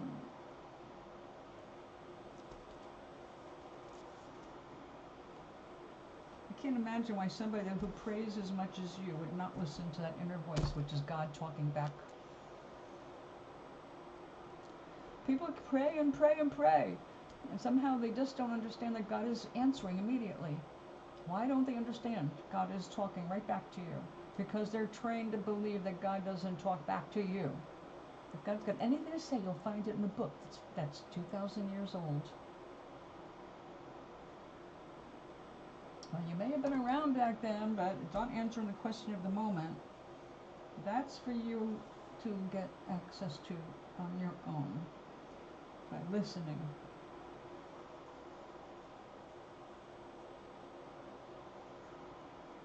One of the first arguments I ever had about religion was with my rabbi when I was this big, because I always talked to God and God talked back to me, and he was telling me that that's not possible. And I said, what do you mean? Either God hears you, like you say, God's with you all the time, God hears everything, God sees everything, God knows what's in your heart. Then God knows I'm talking to him, and he's talking back to me, and I can hear him talking back, but you don't, so what's the problem? No, you can't, but I think part of what they were saying also is you couldn't hear that because you gotta be a man to hear God. God only talks to men in this religion. Men are the ones that, they know what's happening. If they did, we wouldn't have war. Since it's always men that start the war. Alright, this is going to be cut up, and we are going to do that after I wash all the soap out of it. And we will have, I'll iron it, cut it, and we will have bookmarkers to donate to the library. That is just so different. I have to say, I enjoyed doing this more than I enjoyed doing the watercolored bookmarkers that I did last year. Those took days to finish one page, and this just took less than an hour.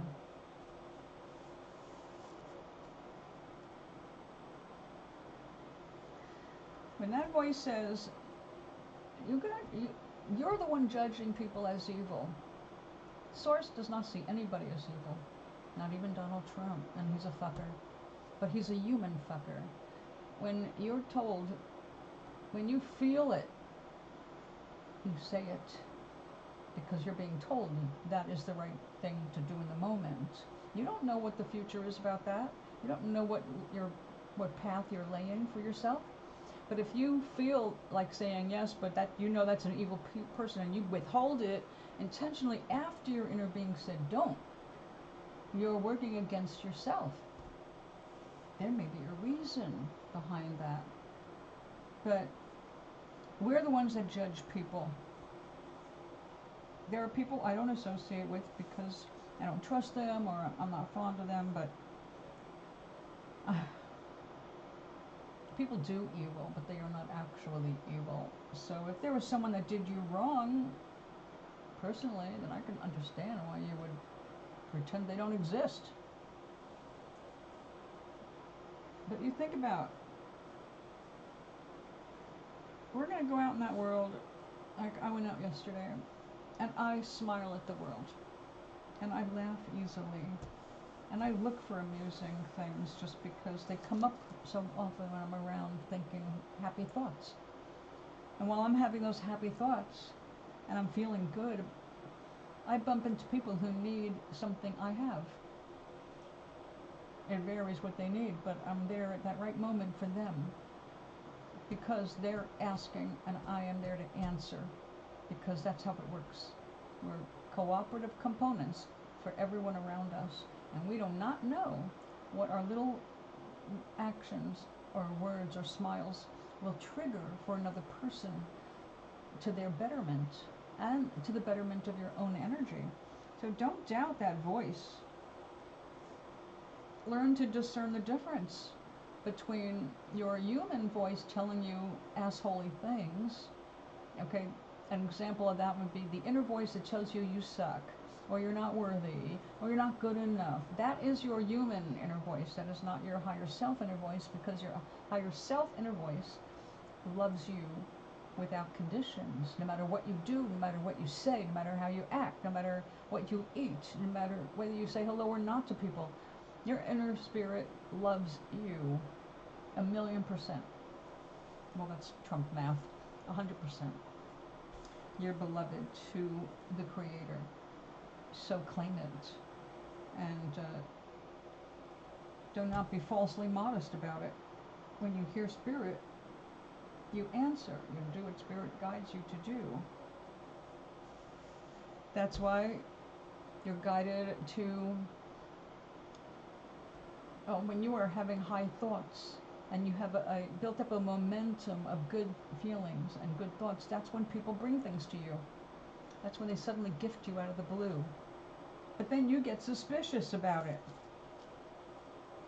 This person is trouble. Why did they do this? Should I take it? Should I not? Now I know you've got lots of reason to be suspicious of lots of different kinds of people. And I don't blame them. I mean, that is, probably by now is a reflex reaction. Just like I have reflex reactions to certain kinds of men, especially men in uniforms. But I don't go out there looking for trouble with men in uniform just because I don't like seeing them. That goes for any uniform except the post office.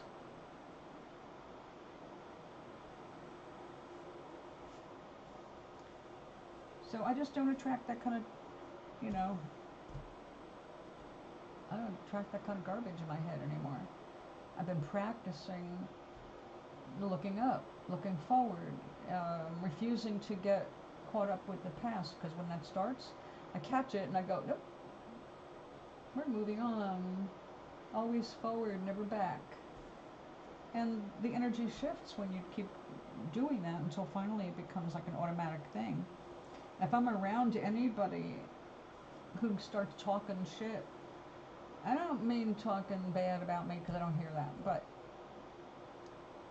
if they're just whiny or complaining or all about their drama, luckily I'm led right around them. I hardly ever have to interact with people like that anymore. They just disappear from my landscape. I don't have to try to avoid them. It just works out that we just keep missing, like ships in the night. And I don't have to have my waters ruffled at all.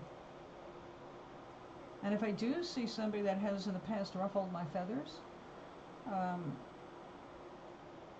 in a place now where it just doesn't get to me, and I can see them and even say good morning and smile and mean it, and then walk away without any further interaction that might make me hate them. So we control the narrative, Maui. We control the narrative. It's just people are not used to understanding that, because they're told that you have no control, that there's a fate and a destiny you can't avoid, you can't change. I mean, that's what the multi-billion-dollar industry of psychics is built on. People fearing the future, people not understanding how to create the future, that they are creating it, whether they understand or not. People take advantage of that ignorance and make money on it. Same with the church. They take advantage of superstition and ignorance, and they know that they've already got built-in followers, because for 2,000 years people have been saying, you have to follow this or you're stupid and you're going to hell. And if you hear that from the time you're a small child, part of you, your unconscious mind, will believe it, because That part of you doesn't question anything. It's a robot. Just accepts everything on the surface as, okay, true, okay, true, just a fact to be filed away until it's needed. And even if it's a false fact, the part of your brain that does this collection of information doesn't know that. It judges it as if it's real, and it acts out as if it's real. That's why sitting and visualizing, like being in good health, visualizing having everything you need, sitting there and feeling how good it feels to be secure in anything, food secure, housing secure, a few extra bucks in the bank so you don't have to be in panic all the time. All that stuff, if you can't feel it, imagine it to the point where you feel it, and your unconscious mind does not believe things are improving, it'll make sure that things don't improve. So you can say that the key to your future is hidden in your unconscious mind. And since you're the programmer of your unconscious mind, as a conscious person now that you are aware of that, you're responsible for routing out the bullshit that you have accumulated. And we all do, because it's all the garbage that we're told, accept as truth, even though it's not. But once we accept it as true, our bodies and minds will react, like being sick. Yes, right there. Because what's the lower back? Suppressed anger. And fear of financial insecurity. And if you're around Trumpers, of course you feel that way. They're threatening you on every level, whether they're threatening you in person or not. They are a threat, an existential threat, because first of all, you already know they don't like people of color. That's already a big red flag with a big red hat, and usually they're big red bellies and big red necks.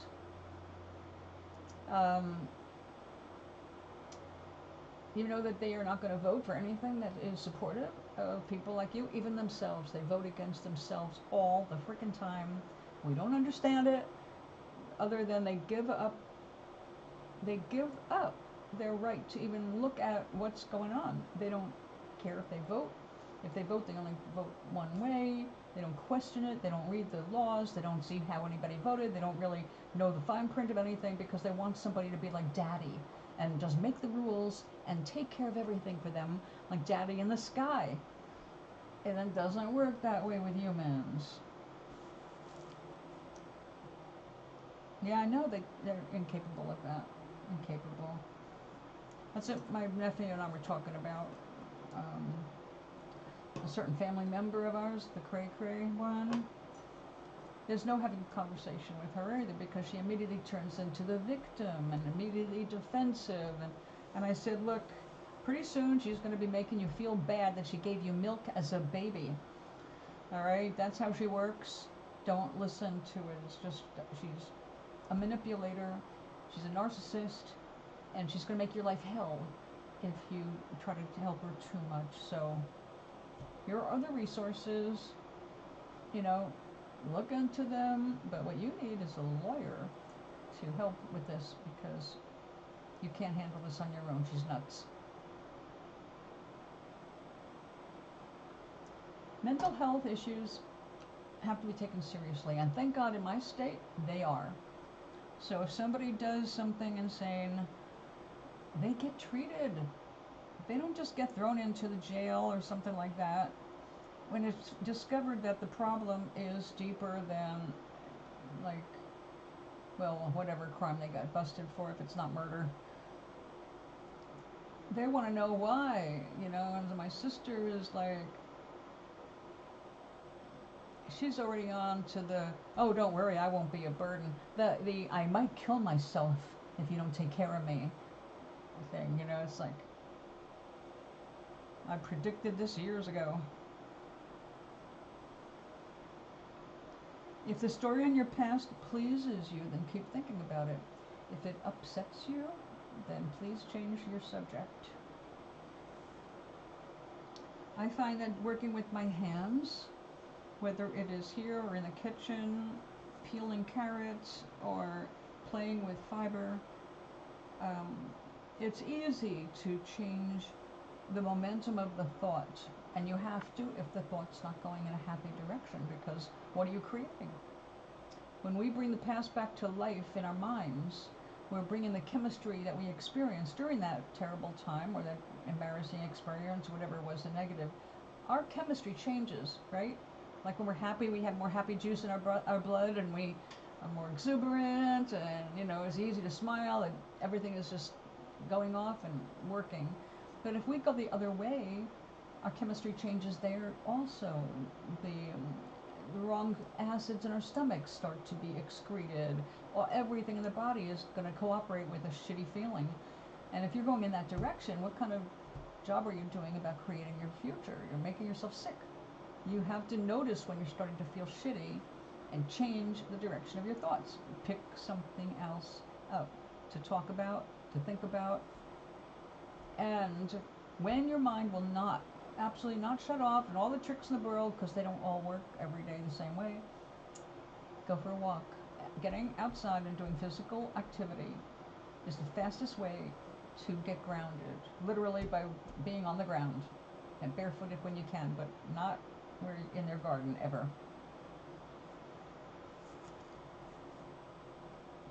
We all have stories in our past, right? Because how old are we? We've got hundreds and thousands of stories. They're not all good, but they're also not all bad. So what we give power to, what we change our body chemistry to, whether it's going to support our health or support illness, depends on the nature of our thoughts. I have friends who are not able to bring their thoughts to a happy place. They keep going back to anger or frustration, injustices that they have witnessed or experienced. And I'm not saying that they're wrong, because I love people who are concerned with the world, but when it starts to take a physical toll, it's too much world. You have to take a break. You have to learn to nurture yourself. And you have to understand that, we talk about this all the time. If you are in a good mood, if you are working on being happy, you have less pain. When we are dealing with idiots like you have in your neighborhood, and so do I, but when you have to actually deal with them and have to hear their idiot words, we know that they're oh my God, stupid, and they would still make the same stupid mistakes, even though they're undermining their own survival, they'll do it again. It's easy to get all of that, and that's what you don't want. And as soon as you start to feel that, you've got to run. Turn on the TV, 420, anything, go boil some water. Do anything that you can to change what you're thinking about, so you can change the energy direction. You want to always be going up. That's when your highest self can communicate best with you, when you're on an upswing. When you're down in the dirt, not the real dirt, because that feels good. When you're down in the dumps, or you are angry and frustrated with people that you cannot make sense to, just run away. You can't fix them. You can't cure it. You have to save yourself so that you survive for another day. You've got the energy to get through whatever might be coming. Karmic complex domain.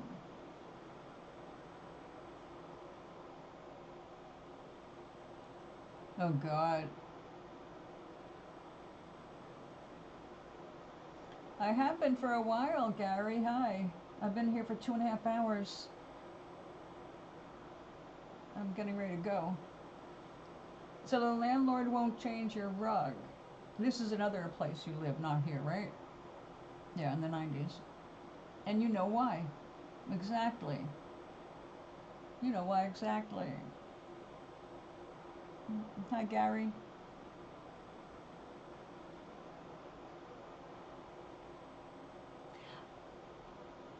Ah, okay.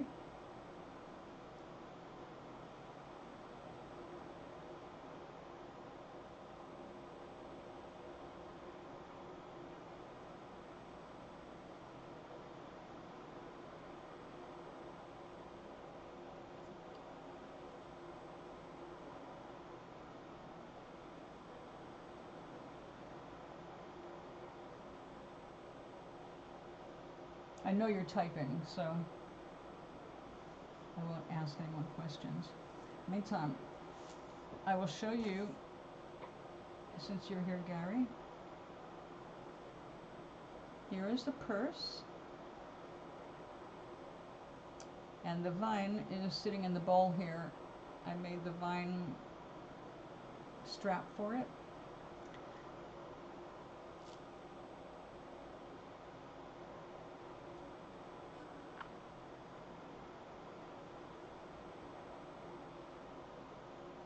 The leaves.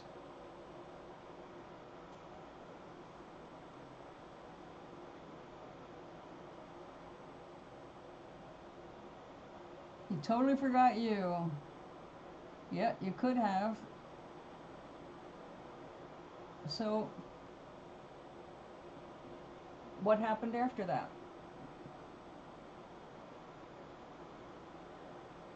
You stayed in that apartment with that crap carpet? And thank you. So did you get it?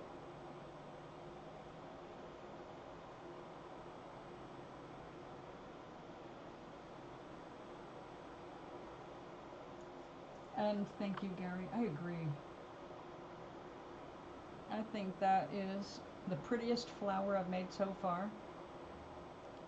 I love the leaves because the leaves came out so delicate and lacy.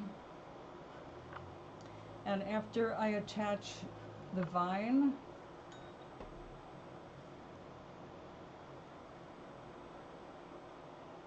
then I've got a few more leaves to tack in at the where the vine is attached. So you didn't get it.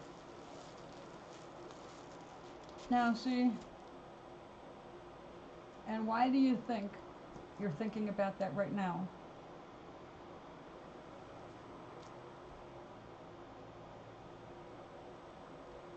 Wow, thank you.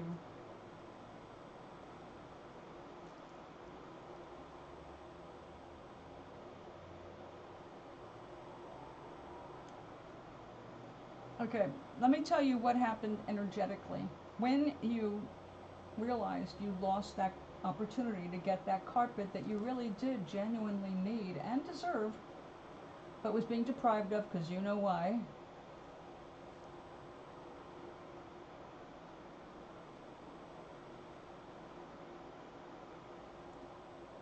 Yeah, that's disgusting. That should be illegal. At least we know it's immoral. But you did not make a big fit about it, did you? But you had feelings about it. You wanted, once you saw it, once you realized what you could have, the universe heard that. The universe felt it, and the universe delivered an answer to all of the issues you were having at that point. You ended up where you are now. I mean, you got other apartments, but now is where you are showing the work that you've done energetically has led you to where you are now. And if that's going to get better or change for the better, it's going to be your energy that does that. It's up to you. It's up to you learning to listen to your spirit and not ignore it. That's where everybody screws up. They ignore their inner voice. They talk themselves out of important choices and decisions because they are more concerned about what other people are thinking or might think about them. God wants you to have a heyday here. The best time, every time you have here, Source wants you to be happy with it. Not settle and be happy with being settled, but understanding that you can do better. You don't have to settle. No one said settle, except people jealous of you. So if you enjoy your life and you're having a good time, if you just do what you love and you're good at it, especially if you're good at it, or even if you suck at it but you enjoy doing it so much, there's going to be someone jealous of you because they can't devote themselves to that, or they can't do that, or they don't feel talented next to you. You know, I hid my my light under a bushel basket most of my life because I was afraid of intimidating my boyfriends, my husbands, anybody I went out with. They were like, "Oh wow, you're so good at that." It's like, thank you. But after a while, I started feeling embarrassed. It's like, oh, you're so good at that, and you're so good at that, and you're so good at that, and you're so good at that. It's like, I'm not an expert. I started taking away from what I was doing. Instead of just saying thank you, I was like, oh, it's nothing. Because I felt like they were trying to make a big deal about something I was not even impressed by. I like doing it. I know that when I make this into bookmarkers, some people are going to go berserk. They're going to act like it's the best thing they ever saw in a book. But we know what it is, right? I don't get that freaked out about it. I'm just glad I can make something that's pretty and share it. But other people who don't do that have their own interpretations of that. So luckily there's no money or boss to impress. You know, I'm not going to get accused of brown nosing anyone because there's nobody to brown nose. You know? Just do the best you can with the love in your heart. And if something inside you says say something to someone, say it. That's your spirit talking.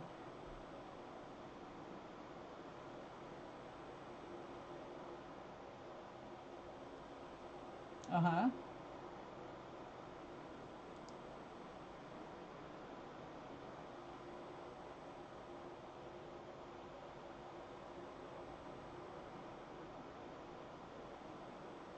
Yeah, Amazon is a waste of money. Can't you find stuff on the island without having to go to Amazon?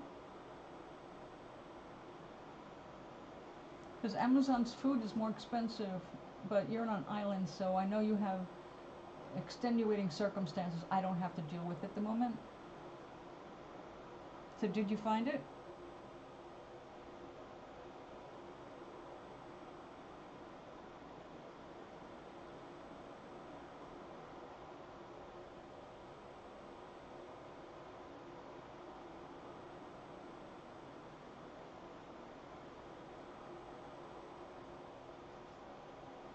And what is that money order for? Something special?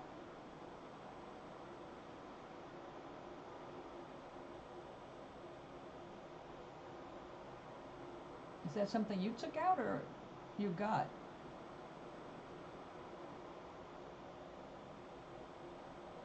Well, see, your subconscious mind was aware of it. Part of your brain never forgets a thing, anything. That's what I'm saying is that's why you cannot just drop the past. The brain is only made to record what's happened.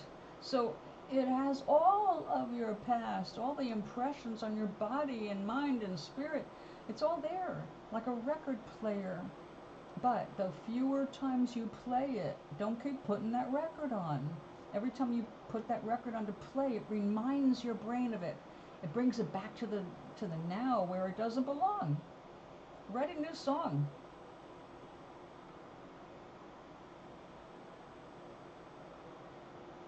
Well, if you need food, food comes first, obviously.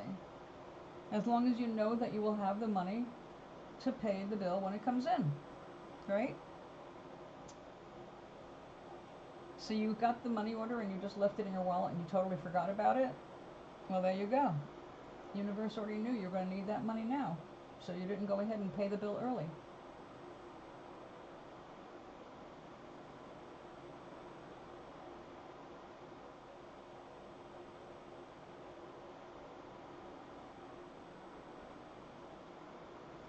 That's not the same as like what my sister has been doing, which is using credit based on a projected income from her ex-husband, and that runs out in December. So she's run up a bunch of bills for no good reason other than to indulge her bipolarness. See, there you go, Doc. The universe is ready all the time. If you will trust that more, And like, you know, I don't mean when I say trust it, I'm not saying don't question your world. Because you have to know the difference between what's coming through spirit and what's coming through your brain. They're two different voices. The louder one is usually the human one. The inner spirit is a whisperer. It's a dark whisperer, like I have my Adrian whisperer. So it always wants you to move toward your happiness. That's all it wants, is for you to be happy and successful in whatever that means to you. Because success is not the same for all of us. We all have different measures of that. For me, success is creating something of beauty. It's not tied to the monetary value or whether I can sell it or not, or whether I want to sell it or not, which is right now a no. I'm not interested in selling anything. But I can just enjoy the process and get off on that. And I don't need any further reward than the doing of it. So that's my success. I'm successful when I do that. But if, you know, you're waiting for something bigger, that could be more problematic if you're not set up for that. Your spirit knows you better than you know yourself. Your spirit is you projected into a human body. Nobody can know you better than that. Nobody can know your needs better than that. Knows every thought you make. But if you want to have access to the higher vibes, you have to get into a higher vibration, which is a happy vibe. When you're in a happy vibe and you're excited and you're easygoing and the world is all sunshiny, that's when you hear spirit. Not so much when you're down in the doldrums, because you're shut off. You get down, you're in a low vibration. It's hard to hear.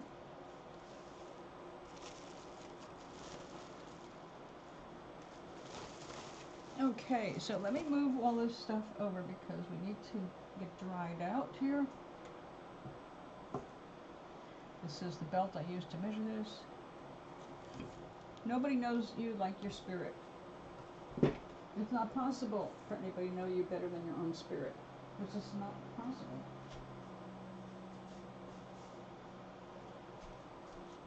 Alright, blues, purples, where are you?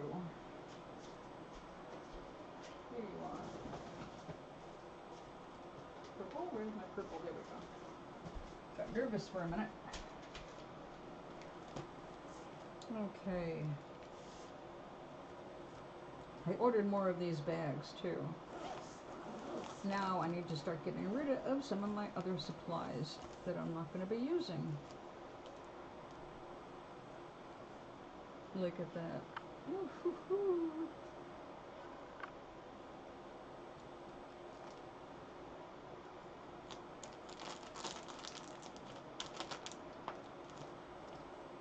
Now, these are kind of close in color, but it's two different kinds of wool.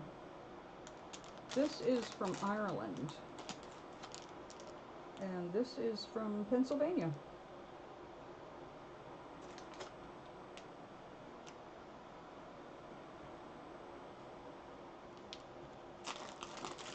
Very close. Well, kind of close. They would work well together. And oh, this stuff is so good. That's the Merino 19 micron. That is what I'll be investing in the future. Maybe from now on. So we're going to see the difference with merino wool, 91 micron, and Corriedale. This is all Corriedale. And this, my art table looks like my sister's art table.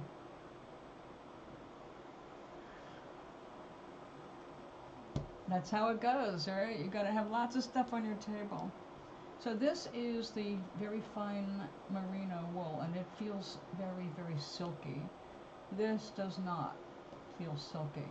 It's very soft, but this feels like it could actually be silk, and this feels like wool. So the Corriedale has way more texture, and you can see we've got some nice ripples here. So I like the way that looks.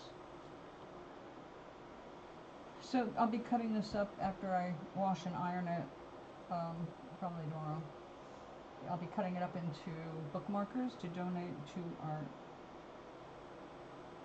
indoor. We do have a little library in the building, and that's what this is for. And I will finish my purse tomorrow, so I can finally wear my new dress. I made this for my new dress.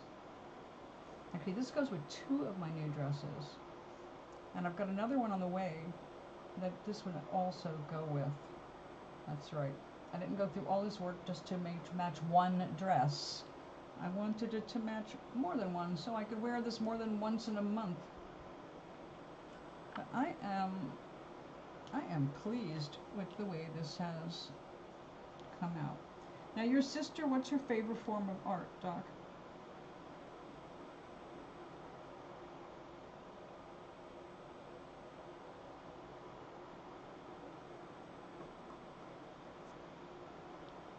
Is she also a crafter?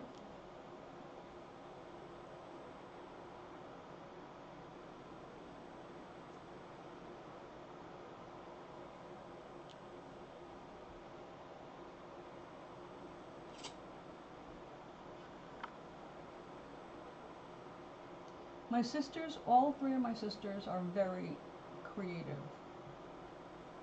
And I love that they're all artistic, but they all, well, they use their talents all very differently. The youngest one, she's more into doing crafty things. I understand that she was doing some needle felting. And the next one up, she does pastels. She's very good. She's really improved over the years. And unfortunately, she's trying to become like a famous artist overnight in Florida, which is not going to work. Mostly she's a fitness trainer. And then the next one up, Dee is a professional artist. She works with architects and engineers for doing stuff on buildings. So she's college educated. She works with CAD, computer assisted drawing. She's really good. Crafting and painting, yeah. And she's also an artist on her own. She's into encaustic painting right now. But she works in a very small environment, so she can't do any large things. I guess it's really smelly. Also, encaustic painting's expensive. But she is also using like oil paints with it. She's just so creative. And we both have a passion for paper.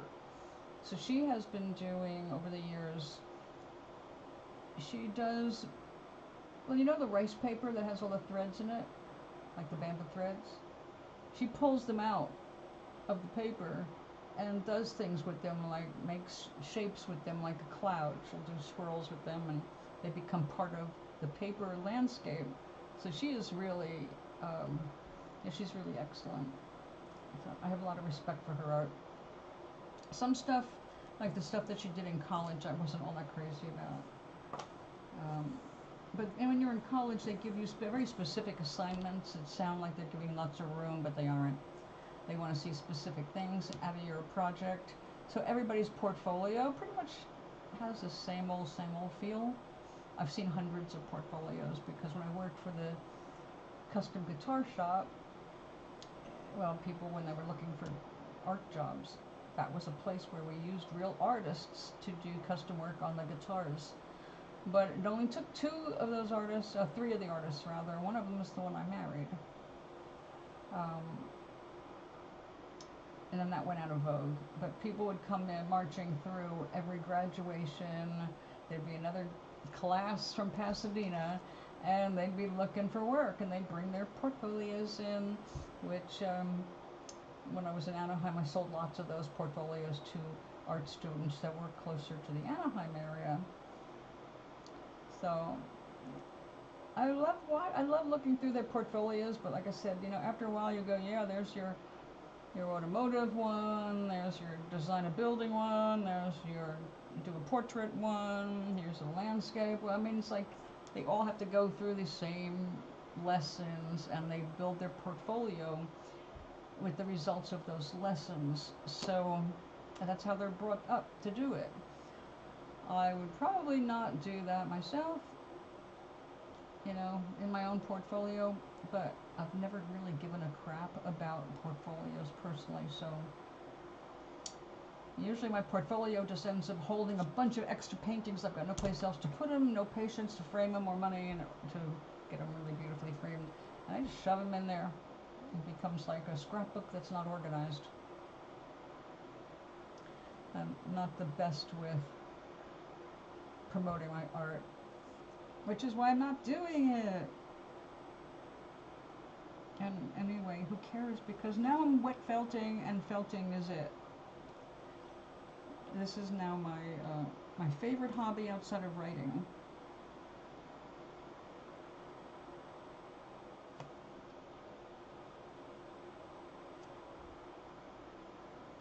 So, I saw today Good Omens, the part 3, the finale. I don't know if it's just come out or is about to come out, but it's only available through Amazon Prime. And I hate that. But I will go ahead and sign up with Prime for 1 month just so I can see the conclusion of Good Omens, one of my favorite books of all time, well, since the 80s. So I have to see what they did with it. It was supposed to be a whole season of 6 episodes, then they made it an hour-and-a-half movie instead because one of the original authors died, and the other original author got into another sex scandal, not in a good way. It's like, that's why I came here one day. It was like, can men not keep their dicks in their pants? Honestly, they have to screw up the best shit because of their egos. It's like, ugh.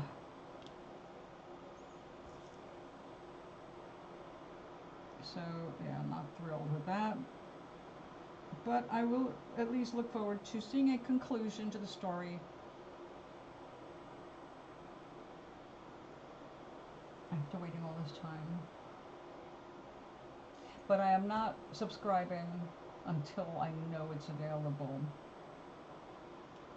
If they would sell it, so you can buy it like a movie, you know, with 2 seasons or a whole thing, I would just buy it so I could own it and be done with it. Then I can stream them anytime.